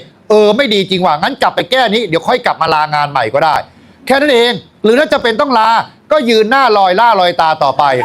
ก็แค่นั้นเองก็ในเมื่อจะลาจะทำยังไงก็ให้เหตุผลเขาอย่างสมเหตุสมผลให้เหตุผลเขาอย่างถูกต้องว่าเพราะอะไรทำไมถึงได้ไม่ได้แค่นั้นเองเราอย่าไปกวีกวาดอย่าไปฟัดงวงฟาดงายอมรับไปตามความเป็นจริงอย่างนี้จะบอกแล้วกำลังใจที่ดีที่สุดจากการที่เจ้านายไม่ให้ลางานคืออะไรยอมรับตามความเป็นจริงซะเขาบ่นก็แค่บ่นแต่สุดท้ายมันได้ลาไหมล่ะก็ได้ลาใช่ไหมล่ะเพราะเราก็ดันทุลังจะลาอยู่ดีใช่ไหมเพราะมันถูกต้องตามระเบียบถูกต้องไหมก็แค่ลาไปไม่ต้องไปใส่ใจแล้วกลับมาแก้ไขด้วยตัวเองขอโทษเขาอะไรเขาไปก็ว่าไปจะผิดจะถูกก็ว่ากันไปอย่างไรเขาก็เป็นหัวหน้าถ้าไม่อยากที่จะโดนด่ามึงก็เปลี่ยนตัวเองไปเป็นหัวหน้าให้ได้ก็นั่นแหละถ้าเป็นหัวหน้าได้เมื่อไหร่จะได้ไปทำแบบนั้นได้นะมีวิธีอย่างไรให้นั่งสมาธิแล้วจิตสงบไม่วอกแวกกับสิ่งอื่นฝึกมันต้องฝึกโฟกัสอยู่กับปัจจุบันขณะให้ได้การนั่งสมาธิไม่ให้วอกแวกช่วงแรกมันไม่ได้อยู่แล้วยังไงมันก็วอกแวกวิธีการคืออะไรฝึกซ้ำๆจนเกิดความเคยชินหายใจเข้าพูดหายใจออกโทหายใจเข้าพูดหายใจออกโทหายใจเข้ารู้หายใจออกรู้จดจ่อลงตีนนี่เดี๋ยวมันก็จะหลุดไปคิดถูกต้องป่ะเวลานั่งสมาธิทีก็จะหลุดไปคิดพุทโธพุทโธพุทโธพุทโธสักพักก็จะค่อยหลับไปใช่ป่ะแล้วเราก็ดึงตัวเองกลับขึ้นมาใหม่ได้เนี่ยเรียกว่าหลุดไปแล้ววิธีการคืออะไรทำแบบเนี้ยอย่าให้มันหลุดจากโฟกัสกันพุทโธก็พุทโธถี่ๆเข้าไปเลยหายใจเข้าพูดหายใจออกโทเดี๋ยวสักพักก็หลุดไปก็รีบรู้ตัวให้เร็วแล้วดึงกลับมาอยู่กับปัจจุบันขณะทำแบบเนี้ยฝึกซ้ำๆเวลามันจะหลุดปุ๊บรีบรู้ตัวให้เร็วดึงกลับมารีบรู้ตัวให้เร็วรู้ตัวกลับมาอยู่ที่ปัจจุบันคือการรู้กายฝึกแบบเนี้ยซ้ำๆบ่อยๆจนเกิดความเคยชินมันจะตัดเอาความเพลิดเพลินไหลไปตามอารมณ์เนี่ยออกจากใจเราได้ต้องฝึกเป็นประจำระหว่างวันก็ต้องฝึกนะเดินอย่างที่อาจารย์บอกตอนต้นเดินอยู่ก็รู้ตัวเดินยืนเดินนั่งนอนทุกอิริยาบถต้องฝึกรู้ตัวคือเอาพุทโธติดใจไว้เลยวิธีที่อาจารย์ฝึกและง่ายที่สุดคือติดพุทโธในใจไว้ถ้าลืมพุทโธแปลว่าขาดสติเรียบร้อยแล้วถ้าพุทโธระลึกขึ้นได้ตอนไหนแสดงว่าสติกลับมาแล้วแล้วเราสังเกตเองว่าวันหนึ่งเนี่ยมันระลึกพุทโธได้กี่ครั้งแล้ววันหนึ่งเนี่ยมันหลุดไปจากอารมณ์ของการรู้อยู่พุทโธเนี่ยหลุดไปอยู่กับอารมณ์อื่นเนี่ยมันหลุดไปมากขนาดไหนแล้วเวลามันหลุดจากพุทโธลองสังเกตตัวเองดูว่ามันหายไปกี่ชั่วโมงมันจะหายไปยาวๆเลยช่วงแรกแต่พอเราฝึกไปเรื่อยไงมันจะสั้นลงทีนี้มันจะรู้พุทโธตลอดเวลาขยับร่างกายเคลื่อนไหวแป๊บนึงมันจะรู้เลยว่าเฮ้ยขณะเนี้ยฉันกำลังรู้ตัวอยู่กำลังบีบมือก็กำลังรู้อยู่กำลังเดินก้าวอยู่ก็กำลังรู้อยู่มันจะรู้ไปหมดเพราะอะไรมันฝึกเป็นอย่างดีหน้าที่เราคืออะไรฝึกบ่อยๆซ้ำๆจนเกิดความเคยชินฝึกมันต้องฝึกเราไม่ฝึกมันก็สติสัมปชัญญะมันก็รวมไม่ได้ทำอย่างไรให้ลูกหนี้มีความคิดในการทำตนให้เหมาะสมกับการเป็นลูกหนี้นี่มึงเริ่มแก้สันดานเขาแล้วนะอย่าให้เป็นลูกหนี้ที่ดีและมีจิตสำนึกในการกระทำของตนเองและผลการกระทำที่จะได้รับคืออะไรครับตอนนี้มึงไม่ต้องไปสนการกระทำมันสนการกระทำมึงก่อนเพราะตอนนี้จากการที่เราให้เขายืมเงินเนี่ยจากมันเนี่ยเป็นลูกหนี้ตอนนี้มึงกลายเป็นผู้ประสบภัยเรียบร้อยแล้วเพราะมันไม่ยอมคืนเงินไม่ยอมคืนตังค์ตามทวงเท่าไหร่มันก็ไม่ให้ตอนนี้สนใจกรรมใครก่อนสนใจกรรมตัวเองก่อนจ้าใครกำลังทุกข์อีลูกนี่หรือเราเนี่ยกำลังทุกข์แล้วเพราะอะไรกำลังทุกข์ร้อนจากกรรมให้มันคืนเงินมันรับปากว่าจะคืนวันนี้แต่มันไม่คืนสุดท้ายเป็นไง เรียบร้อยหงายท้องเลยเพราะอะไรเพราะเราไม่ได้ไปตามความพอใจเราคาดหวังพระพุทธเจ้าบอกว่าใครก็ตามเข้าไปคาดหวังในสิ่งใดย่อมผิดหวังในสิ่งนั้นคาดหวังนำมาซึ่งความผิดหวังเราคาดหวังว่าถ้าเราให้เขายืมเงินในวันนี้วันนี้ที่เขากำหนดไว้เขาต้องคืนเราแล้วเราจะได้เงินจำนวนนั้นคืนแต่คำถามได้คืนไหมไม่ได้คืนผิดหวังยังผิดหวังเพราะอะไรเราคาดหวังต่อไปนี้วิธีการแก้ไขปัญหาไม่ต้องไปสอนลูกหนี้ที่มันไม่รู้จักรับผิดชอบต่อกิจการงานเราไม่สามารถแก้ไขคนที่เป็นคนที่เขาไม่รับผิดชอบได้อาจจะถามเราแก้ไขคนเป็นขโมยได้ไหมระหว่างเราป้องกันสมบัติตัวเองกับการไปสั่งสอนขโมยให้เลิกขโมยเราว่าอะไรง่ายกว่ากันป้องกันตัวเองง่ายกว่าถูกต้องป่ะเพราะถ้าเราสามารถสั่งสอนขโมยให้มันเลิกขโมยได้คำถามมันจะเป็นขโมยไหมมันก็ไม่เป็นขโมยถูกต้องป่ะแสดงว่าเราไม่สามารถแก้ที่เขาได้แต่เรากลับไปแก้ที่ใครตัวเองด้วยการอะไรปกป้องทรัพย์สมบัติของตัวเองได้ก่อนด้วยการอะไรตั้งศาลพระภูมิที่บ้านที่พวกเราต้องชอบทำกันใช่ไหมวิธีการคืออะไรไปติดกล้องวงจรปิดหาวิธีการในการหาล็อกหาอะไรต่างๆนานาเพื่ออะไรให้เกิดความปลอดภัยขโมยขโจรจึงไม่สามารถมาลักทรัพย์ของเราได้วิธีการแก้ไขปัญหาสิ่งเหล่านี้คือไม่ใช่ไปแก้ปัญหาที่ลูกหนี้ให้มันมีความรับผิดชอบแต่กลับมาแก้ตัวเราด้วยการอะไรไม่ต้องให้เขายืมง่ายถ้าเราจะให้เขายืมเราต้องไม่คาดหวังว่าจะได้คืนแต่ถ้าคาดหวังว่าจะได้คืนทุกไหมทุกถ้าเขาไม่คืนอาจารย์เนี่ยถ้าใครจะให้อาจารย์ถ้าจะมาขอยืมเงินอาจารย์จะไม่ให้ใครยืมเงินเลยถ้าอาจารย์มีให้อาจารย์จะให้เอาไปเลย 2,000 อยากได้ให้ไม่เป็นไรเอาไปแต่ถ้าเราให้ไม่ได้สมควรกับการให้ไหมอย่าไปให้เพราะไม่งั้นความทุกข์จะย้อนกลับมาหาเราการไม่ช่วยเหลือไม่เท่ากับบาปนะไม่เท่ากับผิดถ้าเราจะเสียเพื่อนเพราะเราไม่ให้เพื่อนยืมเงินจะเสียก็เสียไปเลยแสดงว่าเพื่อนคนนี้สมควรแก่การคบไหมไม่ควรแก่การคบเลยเพราะอะไรมันจ้องจะเอาเปรียบเราแค่ไม่ให้ยืมเงินแต่เราช่วยด้านอื่นได้ไหมไม่มีเงินกินข้าวใช่ไหมมันนี่เดี๋ยวกูเลี้ยงข้าวไม่จำเป็นต้องให้ยืมเงินอย่างเดียวเราสามารถช่วยเหลือเขาด้านอื่นก็ได้แต่อย่าเอาตัวเองเข้าไปเกี่ยวข้องจนนำมาซึ่งความทุกข์ร้อนของตัวเองคำถามคือใครเป็นคนทุกข์ตอนนี้เราเป็นคนทุกข์วิธีการคือกลับมาแก้ไขที่ตัวเองคิดซะว่าเงินก้อนนี้ไม่ใช่ของเราแล้วตั้งเจตนาแบบนี้ว่าจะได้ไม่ทุกข์แล้วเขาจะคืนวันไหนก็รับคืนมาแต่ถ้าเขาไม่คืนเราจะได้ไม่ทุกข์ร้อนใจเพราะเงินก้อนนี้แต่ถ้าเรายังคิดว่าเงินก้อนนี้เป็นของเราอยู่เราจะตามทวงต่อไปไหมเราจะโกรธจะเกลียดจาฆ่าม้าลายพยาบาทคนนี้ต่อไปไหมก็ยังจะเป็นต่อไปแต่คำถามคือได้คืนไหมล่ะไม่ได้คืนในเมื่อโกรธก็ไม่ได้คืนไม่โกรธก็ไม่ได้คืนเลือกเอาอะไรไม่โกรธดีกว่าเพราะอะไรมันจะได้ไม่คับแค้นใจไม่ทุกข์ร้อนกับสิ่งใดเพราะสุดท้ายมันก็ไม่ได้คืนอยู่ดีจะไปเพิ่มความทุกข์ให้ตัวเองทำไมมีสติสัมปชัญญะอยู่กับปัจจุบันดีกว่าสนใจกรรมตัวเองในขณะนี้กำลังทุกข์ร้อนขนาดไหนแก้ที่เราดีกว่าอาจารย์คิดอย่างไรกับเด็กวัยรุ่นใหม่ที่ไม่นับถือศาสนาใดๆเลยแต่เชื่อในการกระทำมากกว่าถูกต้องแล้วที่เขาเชื่อแบบนั้นถูกต้องแล้วการเชื่อในการกระทำถ้าเขาเชื่ออย่างถูกต้องนะว่ากายกรรมวจีกรรมมโนกรรมมีผลต่อชีวิตของเขาแล้วเขาปรับเปลี่ยนตัวเองให้เป็นไปตามความต้องการคือการกระทำของเขาจริงๆอันนี้ถือว่าถูกต้องตามหลักคำสอนของพระพุทธเจ้าเลย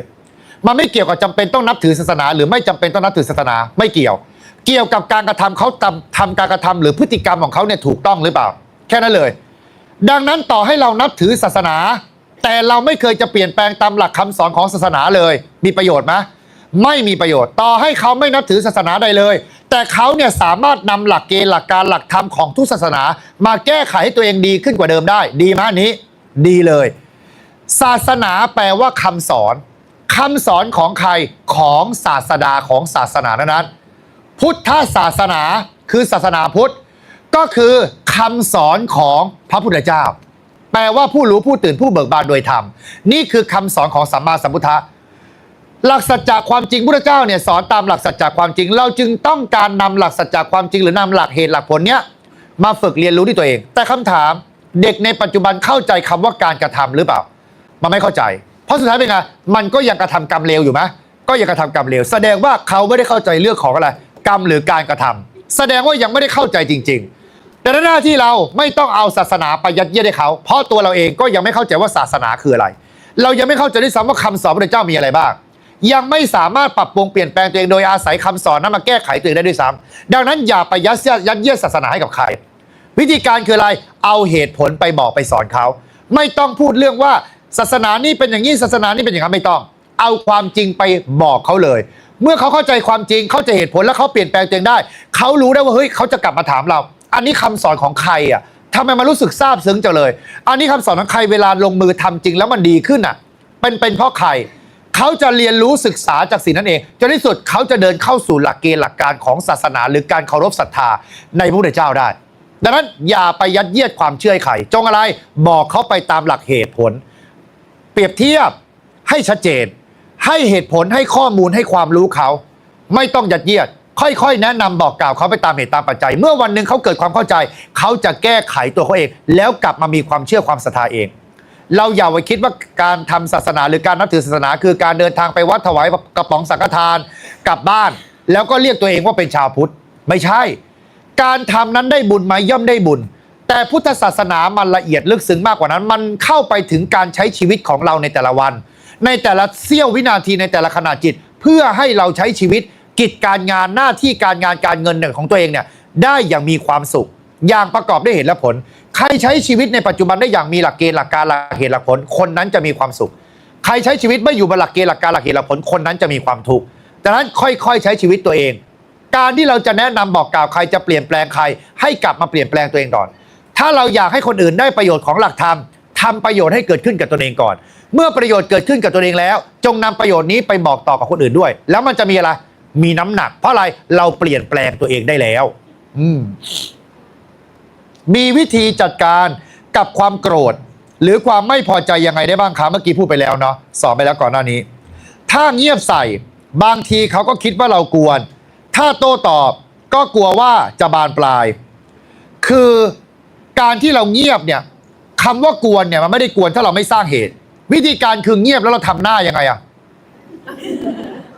คือบางทีมันก็เราอาจจะแสดงสีหน้าออกมาโดยที่เราไม่รู้เรื่องอะคือเบ้หน้าเบ้ปากตลอดเวลาอย่างอาจารย์ไปอัดรายการกับอาจารย์ยิ่งศักดิ์มาที่ช่อง 7ล่าสุดนี่นะเวลาอาจารย์ยิ่งศักดิ์เคยดูรายการอาจารย์ยิ่งศักดิ์ในรายการเก่าแกนะแล้วตอนนี้แกได้รายการใหม่แล้ว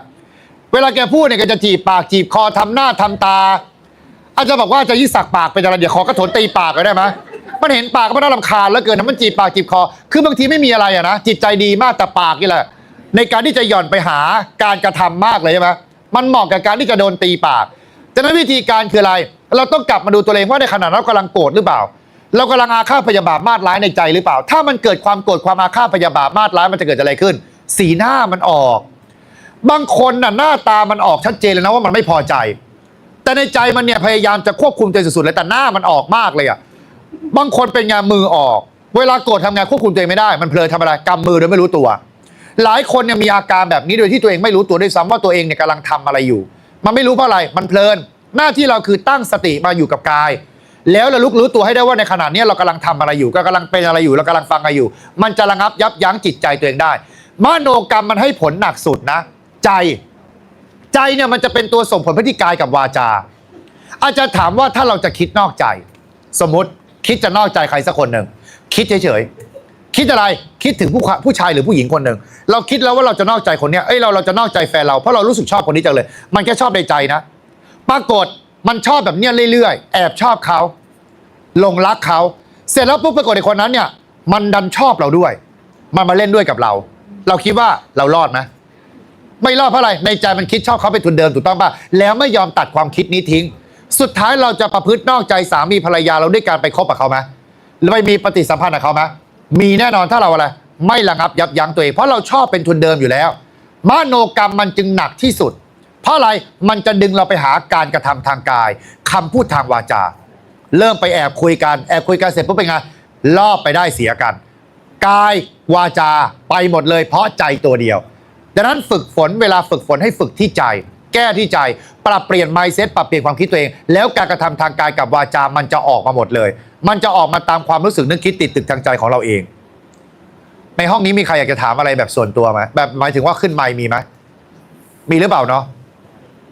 เพื่อว่าแบบจะยืนคุยกับอาจารย์เพื่อแบบคำถามอันนี้มันแบบว่ามันกระดาษไม่ได้เผื่อใครร่างกายต้องการปะทะกับอาจารย์โดยตรง สามารถถามได้นะยกมือได้หน้านี่มาแล้วคนแรกที่ต้องการปะทะนะ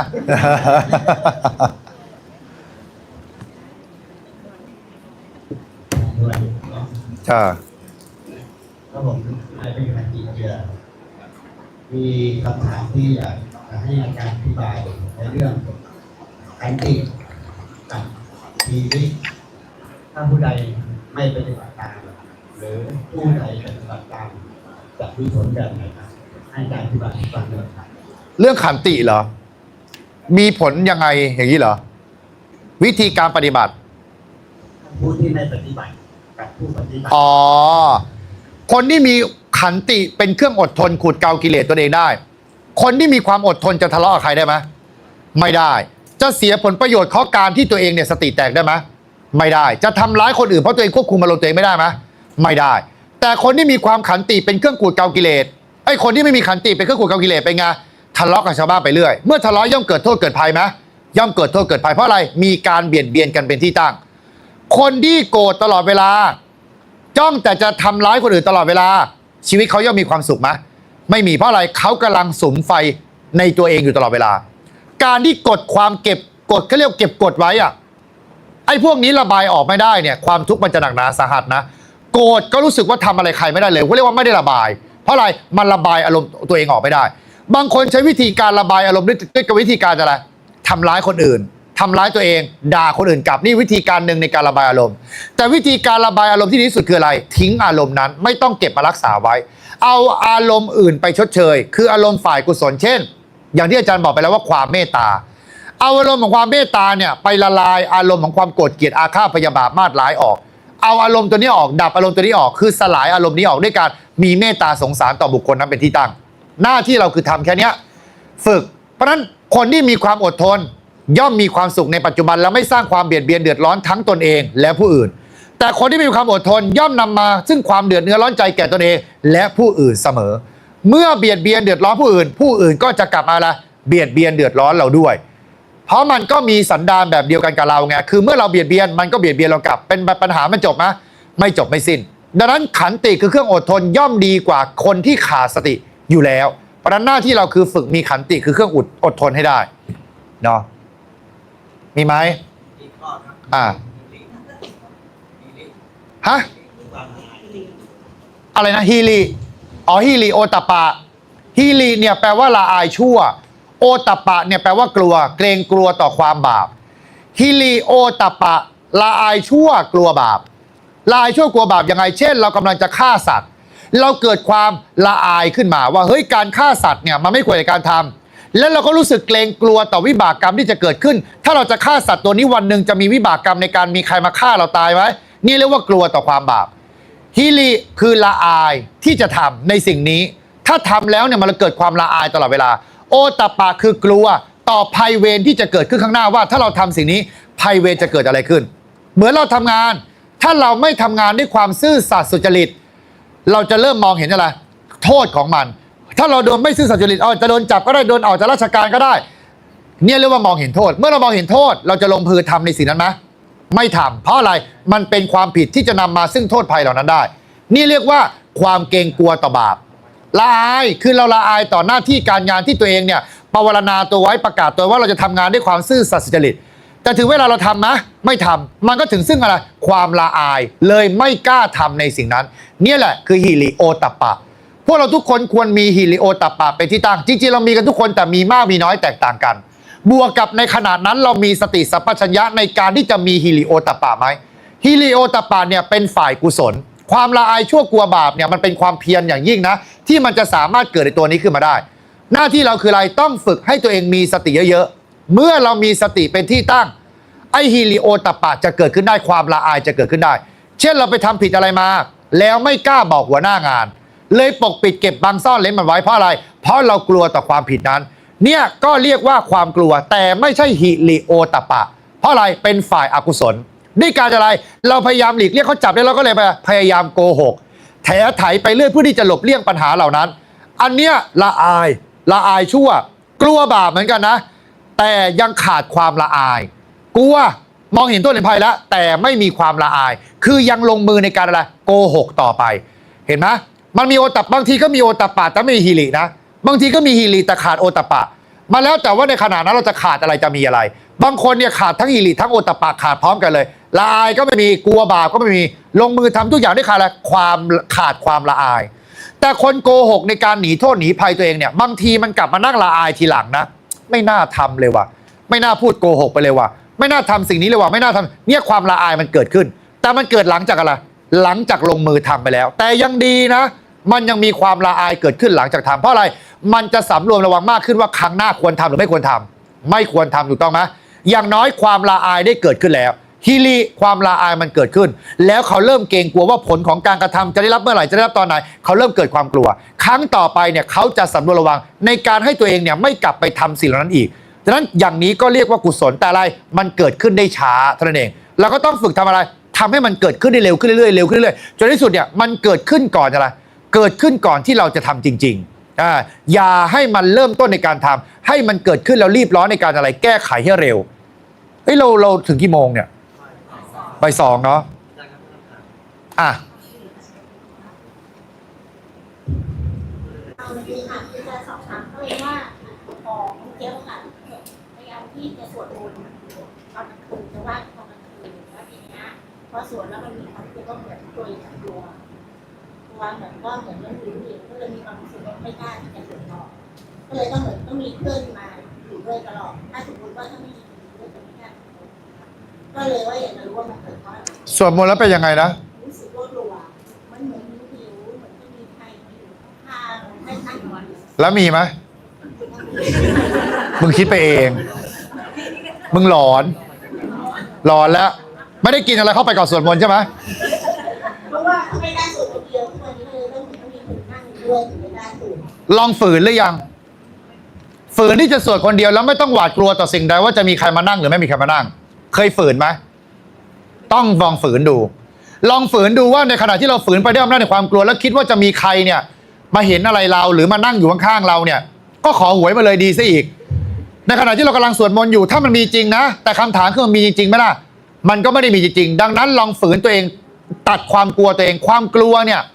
ในขณะที่เรากำลังระลึกถึงพระรัตนตรัยอยู่แสดงว่าบทสวดมนต์นั้นเนี่ยไม่สามารถช่วยแก่เราได้เพราะอะไรเราพิจารณาไข้ควรบทสวดมนต์นั้นไม่ได้แต่ถ้าเราใคร่ครวญบทสวดมนต์ได้ว่าในขณะเรากำลังสวดมนต์เนี่ยมันมีเนื้ออัดเนื้อความว่าอะไรความหมายเราเข้าใจความหมายมันถ้าเราเข้าใจความหมายในขณะที่เราสวดแล้วเราสามารถใคร่ครวญตามมันได้ความกลัวย่อมไม่เกิดขึ้นเพราะอะไรในขณะนั้นเรากำลังใคร่ครวญตามความหมายนี้อยู่จะคิดเรื่องอื่นได้ไหมย่อมคิดไม่ได้ย่อมเกิดความกลัวไม่ได้เพราะในขณะนั้นกำลังโฟกัสอยู่กับความคิดที่ในการใคร่ครวญบทสวดอยู่แต่ในขณะนี้เรากำลังสวดมนต์ด้วยความไม่เข้าใจเราจึงใคร่ครวญบทธรรมนั้นไม่ได้เมื่อใคร่ครวญบทธรรมนั้นไม่ได้จึงแก้ไขความกลัวไม่ได้พระเจ้าบอกว่าวิธีการแก้ไขความกลัวคืออะไรระลึกนึกถึงพระธรรมเพราะนั้นระลึกนึกถึงพระพุทธเจ้าว่าพระพุทธเจ้าคือใครปีคุณูปการยังไงกับเราพุทธคุณคืออะไรพระองค์ทรงเป็นผู้รู้ผู้ตื่นผู้เบิกบานด้วยธรรมเป็นครูผู้สอนแก่เทวดาและมนุษย์เป็นผู้รู้แจ้งโลกเป็นผู้ตรัสรู้ได้ด้วยพระองค์เองเนี่ยเรารู้อย่างนี้ไหมเราใคร่ครวญพอเราพูดเป็นภาษาไทยรู้เรื่องไหมรู้เรื่องเราใคร่ครวญตามได้ระลึกถึงพระธรรมพระธรรมคืออะไรพระธรรมคือคำสั่งสอนของพระองค์ที่พระองค์เนี่ยตรัสไว้ดีแล้วตรัสไว้ชอบแล้วตรัสไว้ตรงแล้วเนี่ยพระธรรมไล่แล้วใคร่ควรไปว่าทำคำสอนของพระองค์มีอะไรบ้างมีหมวดธรรมอะไรบ้าง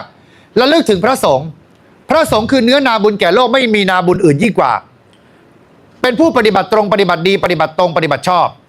เนี่ยเป็นผู้ควรแก่การลุกลับกราบไหว้อาสนะพึงกระทำแต่การอัญชลีคือการไหว้คำถามคือเราใคร่ควรแบบนี้ไหมไม่เพราะอะไรเราแปลไม่ออกมันจึงทำอะไรเวลาเราสวดมนต์มันจึงทำให้เราเกิดความกลัวเพราะเราใคร่ควรตามบทสวดไม่เป็นใคร่ควรตามบทสวดไม่ได้ดังนั้นถ้าเราเกิดความกลัววิธีทำอะไรไปหาหนังสือสวดมนต์ที่เป็นภาษาไทยเช่นหนังสืออะไรก็ได้ที่เป็นหนังสือธรรมะแล้วเอาหนังสือธรรมะมาเปิดอ่านหน้าหิ้งพระเปลี่ยนจากท่องบาลีเป็นอ่านหนังสือออกเสียง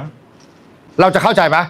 เข้าใจเลยเพราะอะไรเป็นภาษาที่เราเข้าใจได้เช่นเรากำลังจะสวดบทปฏิจจสมุปบาทเราก็เอาปฏิจจสมุปบาทมานั่งเปิดอ่านเลยเพราะมีอวิชชาเป็นปัจจัยจึงมีสังขารทั้งหลายเพราะมีสังขารเป็นปัจจัยจึงมีวิญญาณเพราะมีวิญญาณเป็นปัจจัยจึงมีนามรูปอันนี้สมมุติเฉยเพราะมีนามรูปเป็นปัจจัยจึงมีสลายตนะให้เราพิจารณาแบบนี้บ่อยๆซ้ำๆนั่งท่องไปเพราะมีทุกข์อะไรเป็นเหตุเป็นปัจจัยในการเกิดขึ้นอริยสัจสี่คืออะไรอริยสัจสี่คือทุกข์เหตุปัจจัยในการเกิดขึ้นของความทุกข์การดับไปโดยไม่เหลือความทุกข์วิธีการดับไปโดยไม่เหลือความทุกข์ให้เราตามเห็นแบบเนี้ยตามรู้ตามดูตามเห็นแบบเนี้ยอยู่เป็นประจำเราใคร่ควรตามบทธรรมนั้นได้สติสัมปชัญญะจะตั้งมั่นปัญญาจะเกิดขึ้น เมื่อปัญญาเกิดขึ้นเนี่ยมันจะเป็นเหตุเป็นปัจจัยที่ทำให้เราสติสัมปชัญญะเราจะสงบนิ่งได้แล้วความกลัวก็จะดับไปเราจำไว้จิตรู้ได้ทีละธรรมธาตุคือรู้ได้ทีละหนึ่งอย่างถ้ารู้เรื่องนี้มันจะไม่รู้เรื่องอื่นสมมุติเรากำลังคิดเรื่องหนึ่งเรื่องใดอยู่เนี่ยมันต้องคิดเรื่องนี้ให้จบก่อนเรื่องหนึ่งถึงจะคิดได้มันจะคิดเรื่องใหม่ได้คืออารมณ์มันจะเปลี่ยนมันต้องลืมอารมณ์นี้ก่อนแล้วกลับมารู้อยู่กับอารมณ์นี้หน้าที่เราคืออะไรให้มันโฟกัสกับจุดใดจุดหนึ่งคือโฟกัสกับการสวดมนต์ถ้าความกลัวเกิดให้เอาสติกลับมาตั้งอยู่กับการสวดมนต์ใครควรตามบทสวดนั้นแล้วความกลัวจะดับไปให้ใช้หลักเกณฑ์หลักการตัวนี้หาอารมณ์ของความไม่กลัวไปชดเชยด้วยการไปไข้ควรอย่างอื่นแทนเราอย่าไปคิดตอนนี้เรากำลังติดในเรื่องของการปรุงแต่งว่ามีใครมานั่งสวดด้วยดังนั้นฝืนไปเลยว่าไม่มีใครมาสวดเรามันเพ้อเจ้อเราเพ้อเจ้อไปเองคิดไปเองเราจะอยู่กับการสวดมนต์ต่อไปแล้วก็นั่งสวดมนต์ต่อไปเดี๋ยวมันก็จะดับไปอย่าไปแก้ผิดด้วยการไปหาคนอื่นมานั่งข้างๆมันไม่ช่วยแก้อะไรวิธีมันก็จะต้องหาคนอื่นมาตลอดเวลาเราต้องแก้ที่ตัวเราเองตนเป็นที่พึ่งแห่งตนนะใครมีคำถามยกมือมา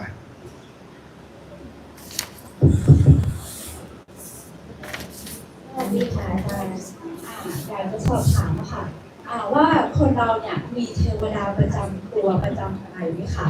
แล้วก็อีกข้อหนึ่งพรุ่งนี้วันที่ 1แล้วค่ะรอดูค่ะขอบคุณค่ะกูด่าก็ด่าไม่พอให้กูด่าข้างหน้าอีกนะเพิ่งจะด่าไปแบบเทวดาประจำตัวไม่มีใครมาประจำตัวเราทั้งสิ้นถ้าต้องไปเกิดเป็นเทวดาแล้วต้องมานั่งเฝ้าพวกมึงกูไม่เกิดเป็นเทวดาดีกว่าใช่หรือเปล่าเป็นเทวดาทำไมต้องมาเฝ้าใครเทวดาเป็นสุขติที่อยู่สูงกว่าเรานะเป็นภพภูมิที่สูงกว่าเขาเสวยแต่สุขอย่างเดียวไม่มีทุกข์เลยมีวิมานทิพย์อาหารทิพย์ทุกอย่างเป็นของอันปราณีตทุกอย่างเป็นของอันเป็นทิพย์นึกคิดติดตึกถึงสิ่งใดเขาสำเร็จในสิ่งนั้นได้เลยแต่พวกเราเนี่ยยังต้องนั่งทำงานงกๆในการได้การมีการเป็นเทวดาไม่แก่ไม่เจ็บนะ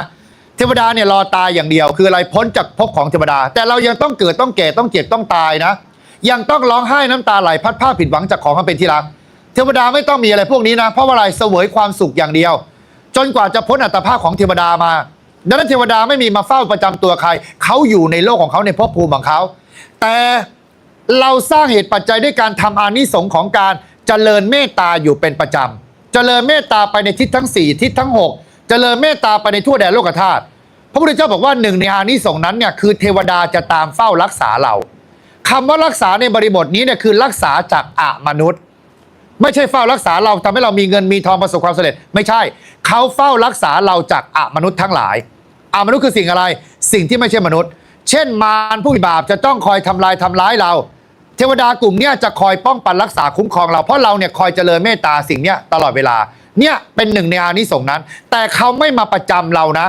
ให้เข้าใจใหม่ไม่มีประจำตัวประจำแต่อะไรเขาก็อยู่ของเขาเราก็อยู่ของเราแต่สร้างเหตุปัจจัยวิบากร่วมกันมาเขาจึงมีโอกาสในการที่เวียนมาตามเหตุตามปัจจัยแต่ทุกอย่างเป็นไปตามกรรมไม่ใช่เป็นไปตามอำนาจของเทวดาไม่มี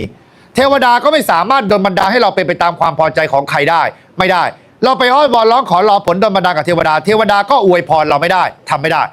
สัตว์โลกย่อมเป็นไปตามกรรมการกระทำของตัวเราเองเป็นตัวชี้บ่งว่าเราต้องรับผลของการกระทำอะไรบ้างดังนั้นเทวดาประจำตัวไม่ต้องไปอุทิศอะไรเราอุทิศบุญกุศลอุทิศให้กับคนที่ตายไปแล้วไม่ใช่เทวดาแต่เราสามารถทำอะไรได้แผ่เมตตาหรือเจริญเมตตาแผ่ออกไปอย่างไม่มีประมาณนรกเดรัจฉานเปรตมนุษย์เทวดาสามารถแผ่ให้ได้หมดศัตรูหมู่อาฆาตญาติสาโลหิตมิตรสหายเพื่อนฝูงเจ้านายลูกน้องบุตรธิดาญาติสาโลหิตสามารถแผ่เมตตาได้ทั้งหมดไม่มีประมาณอันนี้มีผลมากมีอานิสงส์มากให้ฝึกทำแบบนี้ซ้ำๆจนเกิดความเคยชินเพราะฉะนั้นเทวดาประจำตัวไม่มีใครมาประจำตัวเราอะนะอันนี้เราเข้าใจผิดไปเองอย่าไปเชื่อว่าพลังเทวดาตอนนี้ไม่มีพลังงานเลยพลังลดลงต้องไป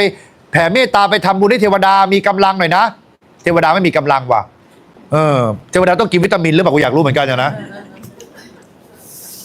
มันไม่มีนะอันนี้คิดไปเองมีคำถามไหมตรงนี้มันไม่มีถ้าระหว่างนี้ยกมือถ้าไม่มีเดี๋ยวจะได้อ่านคำถามต่อในกระดาษ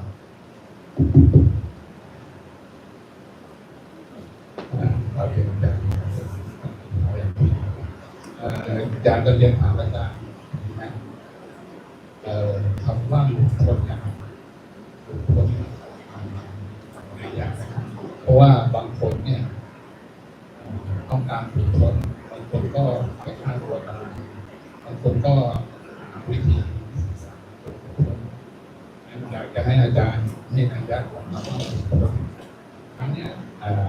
เราที่ข่าวว่าดาวดวงดาราการท่านผู้ใหญ่ก็ยิงตัวตายอันนี้มันใช่การหลุดพ้นนะ ไม่ใช่นะอันนั้นเรียกว่าซ้ำเติมตัวเองไม่ใช่การหลุดพ้นการหลุดพ้นที่แท้จริงมันต้องดูว่าหลุดพ้นจากอะไรหลุดพ้นในความหมายของแต่ละคนก็ไม่เหมือนกันอย่างที่เราบอกว่าทำลายชีวิตตัวเองเนี่ยจนตายไปเขาเข้าใจว่าเขาจะหลุดพ้นจากปัญหาเรื่องนี้แต่จะไปเจอปัญหาเรื่องต่อไปที่หนักกว่าเดิมการทำลายชีวิตตัวเองให้ตายตกล่วงไปเนี่ยวิบากเนี่ยนรกเดรัจฉานเปรตทุกขติเท่านั้นไม่มีทางไปสุคติได้เลยเพราะอะไรจิตสุดท้ายก่อนตายของเขามันไปโฟกัสอยู่กับเรื่องเศร้าหมองมันจะทำให้เขาอะไรทำลายชีวิตตัวเองได้คนทำลายชีวิตตัวเองไม่มีทางคิดดีได้นะเพราะเขากำลังเศร้าหมองอยู่ในใจเขาจึงคิดไม่ดีด้วยการทำลายตัวเองเนี่ยการทำร้ายตัวเองสุดท้ายแล้วมันเป็นอะไรไปเจอภาระปัญหาที่หนักกว่าเดิมหนีปัญหาทางโลกไปเจอความทุกข์ทางนรกต่อไปแล้วมันเจ็บปวดทุรนทุรายรวดร้าวมากกว่าอยู่บนโลกมนุษย์อีกนะมนุษย์นี่เรียกว่าสุขคตินะดังนั้นไปนรกเนี่ยเรียกว่าทุกขตินะมันหนักหนาสาหัสอย่างยิ่งดังนั้นอย่าคิดการทำร้ายตัวเองคำว่าหลุดพ้นจากการอะไรการเป็นตัวเป็นตนของตัวเองนั่นแหละเรียกว่าความหมายของการหลุดพ้นอย่างแท้จริงถ้าเราหลุดพ้นจากการเป็นตัวเป็นตนด้วยอำนาจของตัวเองว่าไปยึดมั่นถือมั่นว่าเราเป็นของเราอะถ้าเราหลุดพ้นจากตรงนี้ได้เราจะไม่มีความทุกข์เรื่องอะไรอีกเลยการคิดจะทำร้ายการฆ่าตัวตายจะไม่เกิดขึ้นตัวเราเพราะอะไรเพราะเราไม่มีความยึดมั่นถือมั่นในตัวเองทำไมเราถึงคิดจะทำลายชีวิตตัวเองทิ้งเพราะอะไรเพราะเรายึดมั่นถือมั่นในตัวเองว่าฉันเดินต่อไปไม่ได้แล้วฉันรักตัวเองมากฉันมีความทุกข์มากเรากำลังยึดมั่นถือมั่นในเป็นตัวเป็นตนอยู่ในขณะเนี้ยเนี่ยปัญหามันเกิดเพราะอะไรเรามีตัวมีตนเยอะแต่ใครไม่มีความเป็นตัวเป็นตนของตัวเองจะยึดมั่นถือมั่นไม่มีความยึดมั่นถือมั่นในสิ่งใดจะทุกข์ร้อนเพราะสิ่งใดได้ไหมย่อมไม่ได้การหลุดพ้นที่ตามหลักคำสอนพระเจ้าคำว่าหลุดพ้นจริงๆคืออะไรหลุดพ้นจากการเกิดการแก่การเจ็บการตายการพลัดพรากผิดหวังจากของอันเป็นที่รัก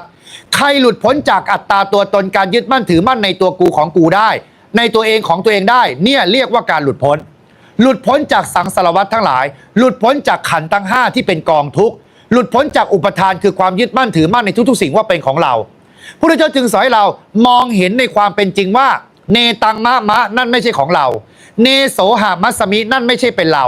นะเมโสอัตตานั่นไม่ใช่ตัวตนของเราในเมื่อเราไม่เห็นว่าเราเป็นตัวตนของเราเราจะทุกข์ร้อนเพราะสิ่งใดได้ไหมไม่ได้แค่อาศัยไปตามเหตุตามปัจจัยในโลกกระทำนี้เท่านั้นเองแต่จะไม่เข้าไปยึดมั่นถือมั่นไม่ไปยินดียินร้ายกับความเป็นตัวเป็นตนของตัวเองใครหลุดพ้นจากตัวนี้ได้เรียกว่าดับเย็นคือการหลุดพ้นแบบไม่มีการเกิดไม่มีการเจ็บไม่มีการแก่ไม่มีการตายไม่มีการพัดผ้าผิดหวังจากของอันเป็นที่รักอีกต่อไปเพราะอะไรพ้นจากการยึดมั่นถือมั่นดังนั้นคำว่าหลุดพ้นมันหลุดจากเรายึดกับตัวนี้อยู่วันนี้เราทำลายตัวนี้ทิ้งมันก็ไปเกาะตัวนี้ต่อไปทำลายตัวนี้ทิ้งอีกมันก็มาเกาะตัวนี้ต่อไปไปเกาะตรงนู้นไปเกาะตรงนี้เพราะอะไรมันยังมีอุปทานมันยังมีตัณหาคือความอยากไปตรงนั้นอยากพ้นทุกข์อย่างเงี้ยอยากพ้นทุกข์ก็ไม่ได้นะเพราะยังมีความอยากก็ยังนำไปสู่การเกิดมันแค่พ้นทุกข์ชั่วคราวไม่ถาวรเดี๋ยวมันก็กลับมาอยู่ในวัฏวนคือเวียนตายเวียนเกิดแบบนี้ต่อไปเรื่อยๆเพราะฉะนั้นคำว่าหลุดพ้นจริงๆคือหลุดพ้นจากอะไรความยึดมั่นถือมั่นในความเป็นตัวตนของตัวเองนี่แหละเรียกว่าหลุดพ้นจากความยึดมั่นถือมั่นประมาณนี้เนาะใครมีคำถามมีเนาะมีไหมถ้าไม่มีคำถามต่ออีก10 นาทีสุดท้ายจะระงับความโกรธอย่างไรคะโกรธมากอาจารย์อย่าเอากระโถนตีกระบาลหนูนะคะโกรธมากก็ต้องฝึกเมตตาสอนไปแล้วอันนี้นะให้ไปฝึกตัวเองให้มีความเมตตามากๆเวลาโกรธมากก็ต้องเอาเมตตาไปแก้มากๆเมตตาไว้สงสารเขาไว้เอาความสงสัยไปจับอย่างเดียวมองเขาเป็นวัวเป็นควายที่กำลังจะโดนเชือดก็ได้ให้มองแบบนี้จริงๆนะเคยเห็นไหมเวลาขับรถแล้วเจอรถหมูอะที่มันกำลังจะโดนเชือดแล้วเราเกิดส่วนแบบสังเวชสงสารมันขึ้นมามันนอนคอพับคอตกอยู่แล้วก็รู้สึกเกิดใจสงสารขึ้นมาให้เก็บความสงสารนั้นเป็นอารมณ์แล้วเอามาใช้กับคนที่เราโกรธเราเกลียดปรุงแต่งเลยก็ได้มองเขาเป็นหมูเป็นวัวเป็นควายที่กำลังจะโดนเชือดแล้วรู้สึกเกิดความสงสารเมตตาขึ้นมาแล้วเรารู้สึกไปทำร้ายทำอันตรายแก่เขาไม่ได้ปรุงแต่งจิตให้เกิดความเมตตาเข้าไปอย่างเงี้ยมันจะทำให้เราเนี่ยสร้างกระแสความเมตตาขึ้นมาในขณะนั้นแล้วเราจะดับความโกรธตัวเองลงได้เอาอารมณ์อื่นไปชดเชยเราไม่สามารถดับอารมณ์นั้นได้ไปทันทีนะวิธีการคือเอาอารมณ์อื่นไปชดเชยอารมณ์เดิมแล้วอารมณ์เดิมนั้นเป็นไงก็จะดับไปหาความชดเชยมันค่อยๆเสื่อมสลายแตกทำลายดับไปโดยไม่เหลือซึ่งอกุศลวิตกนั้นขอให้อธิบายผู้ที่มีหิริผลดีผลเสียผู้ที่มีขันติผลอันนี้ตอบไปแล้วเนาะน่าจะเป็นคำถามจากคนที่ถือไมค์เมื่อกี้นี้ หมดไฟในการทำงานต้องแก้ยังไงดี ก็มองเห็นโทษไว้ภาระมีไหมหนี้สินมีไหมจะต้องเอาเงินเอาทองไปใช้อะไรอีกมากมายมหาศาลถ้าหมดไฟจะไม่มีเงินทองใช้นะก็มองเห็นโทษไว้แล้วเราจะหาอุบายเป็นเครื่องออกจากสิ่งเหล่านั้นได้มองเห็นโทษมองเห็นโทษจะมีวิธีไหนที่จะทำให้เราเนี่ยให้เราใช้ชีวิตในการทำงานร่วมกับคนที่เราไม่ชอบได้อย่างปกติสุขครับ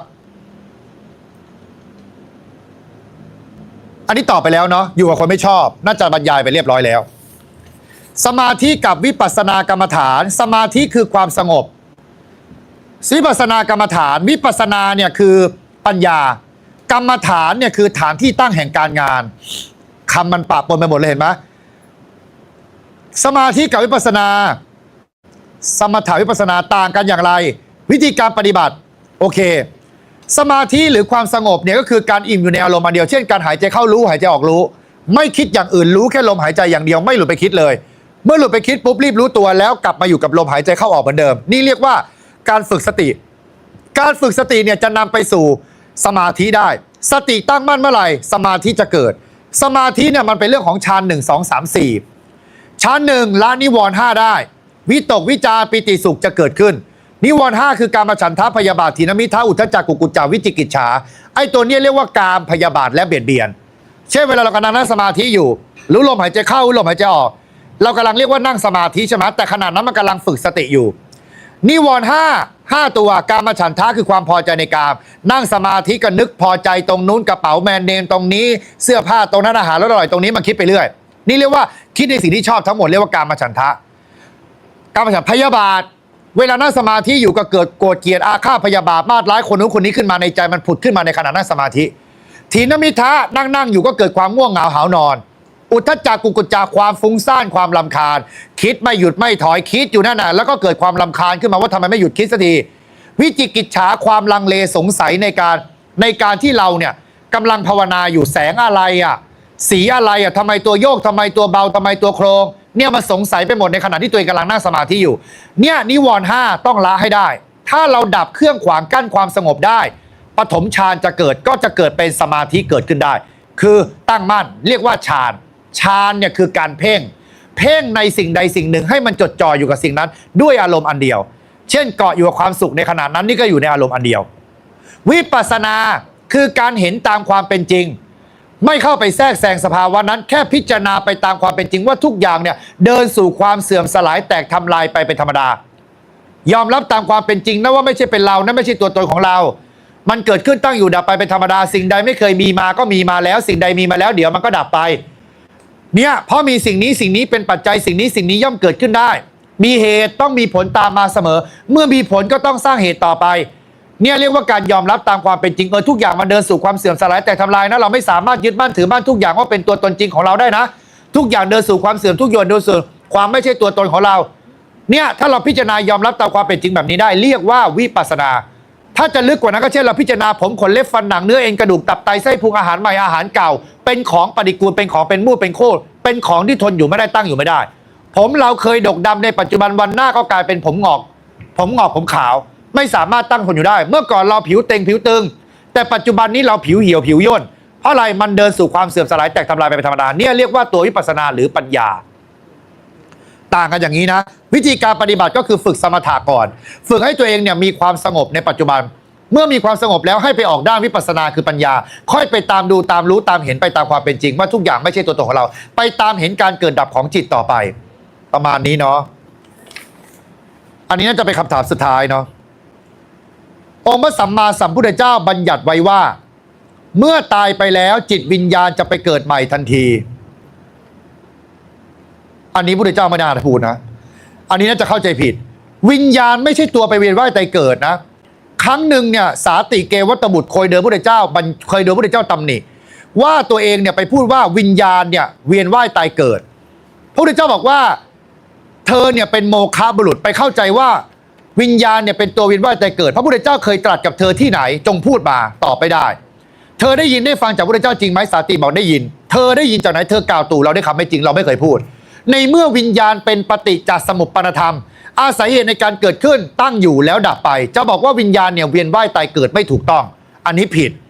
เพราะนั้นวิญญาณเนี่ยจะไปเกิดใหม่ทันทีเนี่ย ในความหมายของเขาเนี่ยอาจจะไม่แน่ใจว่าหมายความว่าวิญญาณเวียนว่ายตายเกิดหรือเปล่าถ้าวิญญาณเวียนว่ายตายเกิดผิดวิญญาณเนี่ยเกิดตายตอนนี้ก็ยังเกิดตายอยู่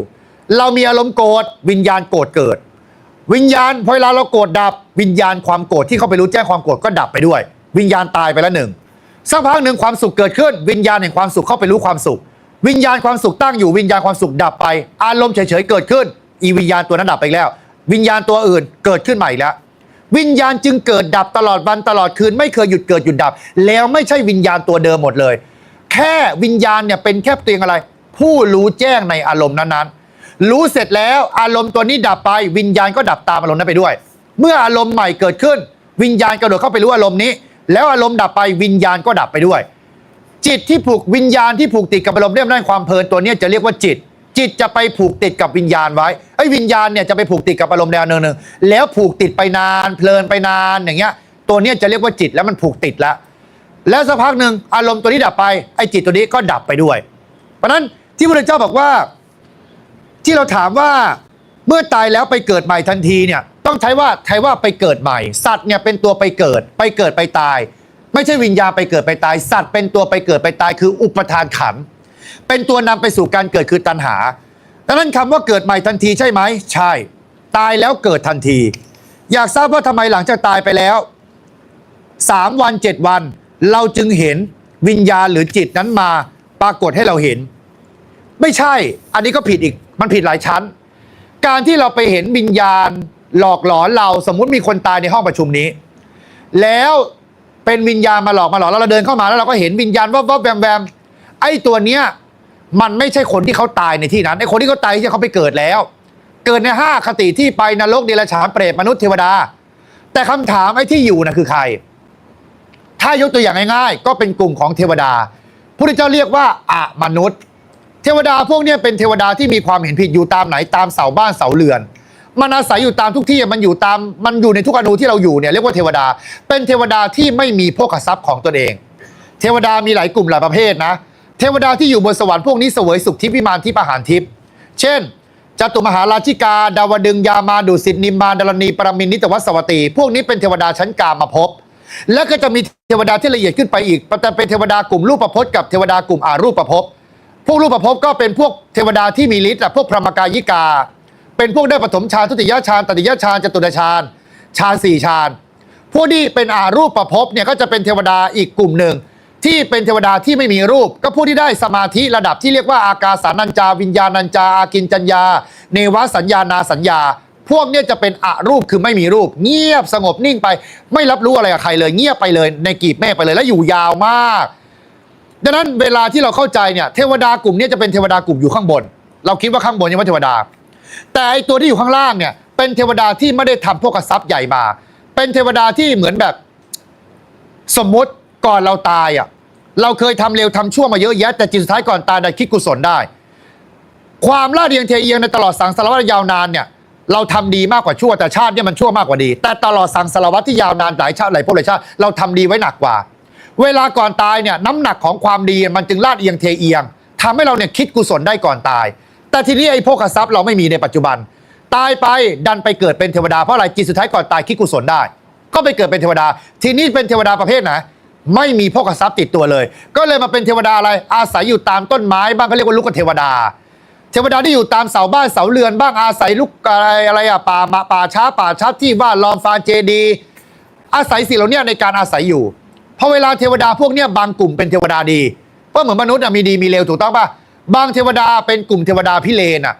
มันเห็นเหตุการณ์การตายในเนี้ยแล้วมันเห็นว่าคนในที่นั้นกลัวมันก็เลยอะไรแปลงกายมาให้คนนั้นเนี่ยเห็นแล้วก็ทำอะไรหลอกลวงทำให้เข้าใจผิดคิดว่าเป็นคนที่ตายแล้วอยู่ในนั้นแต่คำถามเทวดามันอธิบายให้เราฟังได้ไหมล่ะไม่ได้ไง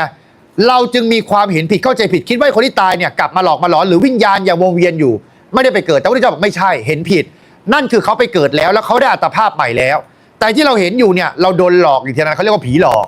มันหลอกเราจริงๆไงหลอกของจริงเลยนี่เรียกว่าหลอกดังนั้นอย่าไปเข้าใจผิดอย่าไปเกิดความหวาดกลัวต่อสิ่งเหล่านี้มันทำอันตรายแก่เราไม่ได้พระพุทธเจ้าบอกว่าถ้าเราเอาสติตั้งไว้กับกายมารผู้มีบาปจะทำอันตรายแก่เราไม่ได้อย่างนี้เนาะเพราะนั้นหน้าที่เราก็คือศึกษาตัวนี้เข้าใจแล้วเราจะเข้าใจในระบบของการเกิดการตายมากยิ่งขึ้นสุดท้าย เวลาวิญญาณมันเกิดมันตายเนี่ยมันเกิดตายอยู่กับเราตลอดเวลาเนี่ยในขณะเนี้ยวิญญาณถ้าเกิดตายอยู่ไอ้ตัวที่มันไปเกิดเนี่ยมันคืออุปทานที่เรายึดมั่นถือมั่นเมื่อกายนี้มันแตกเดี๋ยวมันก็ไปหาเอากายใหม่ตามตัณหาคือความอยากเราเกิดชาตินี้จิตสุดท้ายก่อนตายไประลึกนึกถึงหมาที่บ้านเป็นห่วงหมาก็เป็นเหตุให้เกิดสร้างการสร้างภพเกิดขึ้นภพเป็นเหตุให้เกิดชาติเมื่อปัจจุบันขณะเรานึกคิดติดตึกเป็นห่วงหมาที่บ้านจะเป็นยังไงเมื่อตายไปก็ไปเกิดเป็นอะไรชาติหมาเพราะอะไรก็มันไปเกิดเป็นชาติไงชาติก็คือชาติของสัตว์เดรัจฉานอย่างเงี้ยภพเป็นเหตุให้เกิดชาติชาติเป็นเหตุให้เกิดอะไรชราและมรณะคือความแก่และความตายแล้วมันก็วนเวียนอยู่อย่างเงี้ยเรียกว่าสายปฏิจจสมุปบาทเกิดขึ้นตั้งอยู่ดับไปกลับมาเกิดใหม่ตั้งอยู่แล้วก็ดับไปกลับมาเกิดใหม่อีกตั้งอยู่แล้วก็ดับไปเราจึงทุกข์อยู่ในวัฏฏะสงสารนี้ไม่จบไม่สิ้นขอให้พวกเราทุกคนเนี่ยตั้งใจในการศึกษาเล่าเรียนภาคเพียรในการศึกษาหลักคำสอนพระพุทธเจ้าแล้วนำหลักคำสอนของพระองค์เนี่ยไปแก้ไขปฏิบัติที่ตัวเองอย่าไปแก้ไขคนอื่นกลับมาแก้ไขตัวเองหลักคำสอนพระพุทธเจ้าไม่ได้ยากเราฟังเนี่ยจากอธิบายวันนี้เราว่ายากไหมไม่ยากเริ่มต้นในการค่อยๆศึกษาลำดับไปทีละนิดตรงไหนสงสัยก็ถามตรงไหนไม่เข้าใจก็เรียนรู้ยิ่งขึ้นไปแล้วอย่าลืมศึกษาแล้วต้องนำมาประพฤติปฏิบัติให้ได้ด้วยถ้าศึกษาแล้วปฏิบัติไม่ได้การศึกษานั้นเสียเวลาเปล่าเลยไม่เกิดประโยชน์พระเจ้าจึงบัญญัติปริยัติคือการศึกษาปฏิบัติคือลงมือกระทำจริงตามการศึกษานั้นแล้วจะได้ผลที่เรียกว่าปฏิเวทคือผลจากการศึกษาและปฏิบัตินั้นจึงได้ผลจริงเราเรียนหนังสือกันมาจนเราได้มานั่งทำงานราชการอยู่ในศาลที่นี่ได้เมื่อวันนี้เราอยู่ในศาลที่นี่ได้ผลที่ได้รับคืออะไรความประสบความสำเร็จในการใช้ชีวิตจากการศึกษาแล้วเรียนแล้วลงมือปฏิบัติทำงานจนมีประสบการณ์แล้วเราก็ได้รับผลของการกระทำด้วยความสำเร็จในการมีเงินมีทองได้ตำแหน่งยศถาบรรดาศักดิ์ตามความต้องการของเรานั่นแหละเรียกว่าการศึกษาลงมือปฏิบัติแล้วจะได้รับผลการกระทำศึกษาอย่างเดียวไม่ปฏิบัติไม่เกิดผลศึกษาลงปฏิบัติอย่างเดียวแต่ไม่มีปริยัติที่ถูกต้องการนั้นก็เปิดผลไม่ได้ดังนั้นขอให้เราตั้งใจในการศึกษาที่ถูกต้องลงมือปฏิบัติอย่างจริงจังแล้วผลที่ได้รับจะเกิดประโยชน์ต่อตัวเราเอง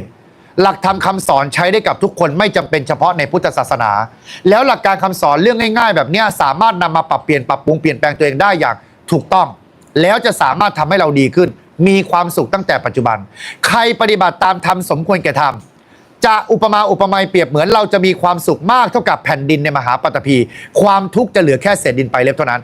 แต่ปุถุชนคนในโลกที่ยังไม่ได้สดับในคำพุทธเจ้าแล้วยังไม่ได้ปฏิบัติตามธรรมของพระองค์ความทุกข์จะมีมากเท่ากับแผ่นดินในมหาปฐพีความสุขจะมีแค่เศษดินไปเล็บเท่านั้นเทียบกันไม่ได้เลยนะดังนั้นขอฝากธรรมะนี้ไว้กับพวกเราทุกคนศรัทธาอย่างลงมั่นอย่างไม่หวั่นไหวในพระพุทธเจ้าโดยส่วนเดียวระลึกถึงพระรัตนตรัยเป็นที่ตั้งอาจารย์ขออนุโมทนาสาธุกับทุกท่านทุกคนที่มีโอกาสในการได้ยินได้ฟังธรรมในวันนี้ขอให้มีความสุขความเจริญคิดสิ่งใดขอให้สมความปรารถนาตามเหตุตามปัจจัยแห่งการกระทำของตนตั้งใจในการทำความเพียรละทิ้งอกุศลเจริญกุศลมีสติสัพพัญญะรู้ตัวทั่วพร้อมใครมีความสุขดีอยู่แล้วในปัจจุบันขอให้รักษาความสุขนี้ไว้ให้ได้ยาวนานใครมีความทุกข์ร้อนสิ่งใดในปัจจุบันก็ขอให้ผ่านพ้นอุปสรรคปัญหาเหล่านั้นไปได้ดีโดยเร็ววันตามการกระทำทางกายวาจาใจอันสุจริตของตัวเองถึงที่สุดแล้วขอให้ทุกท่านทุกคนปฏิบัติตามธรรมสมควรแก่ธรรมจนได้ดวงตาเห็นธรรมสำเร็จเป็นพระโสดาบันในปัจจุบันชาตินี้ได้โดยทั่วหน้ากันทุกท่านทุกคนเทินสาธุอนุโมทนาทุกคนนะ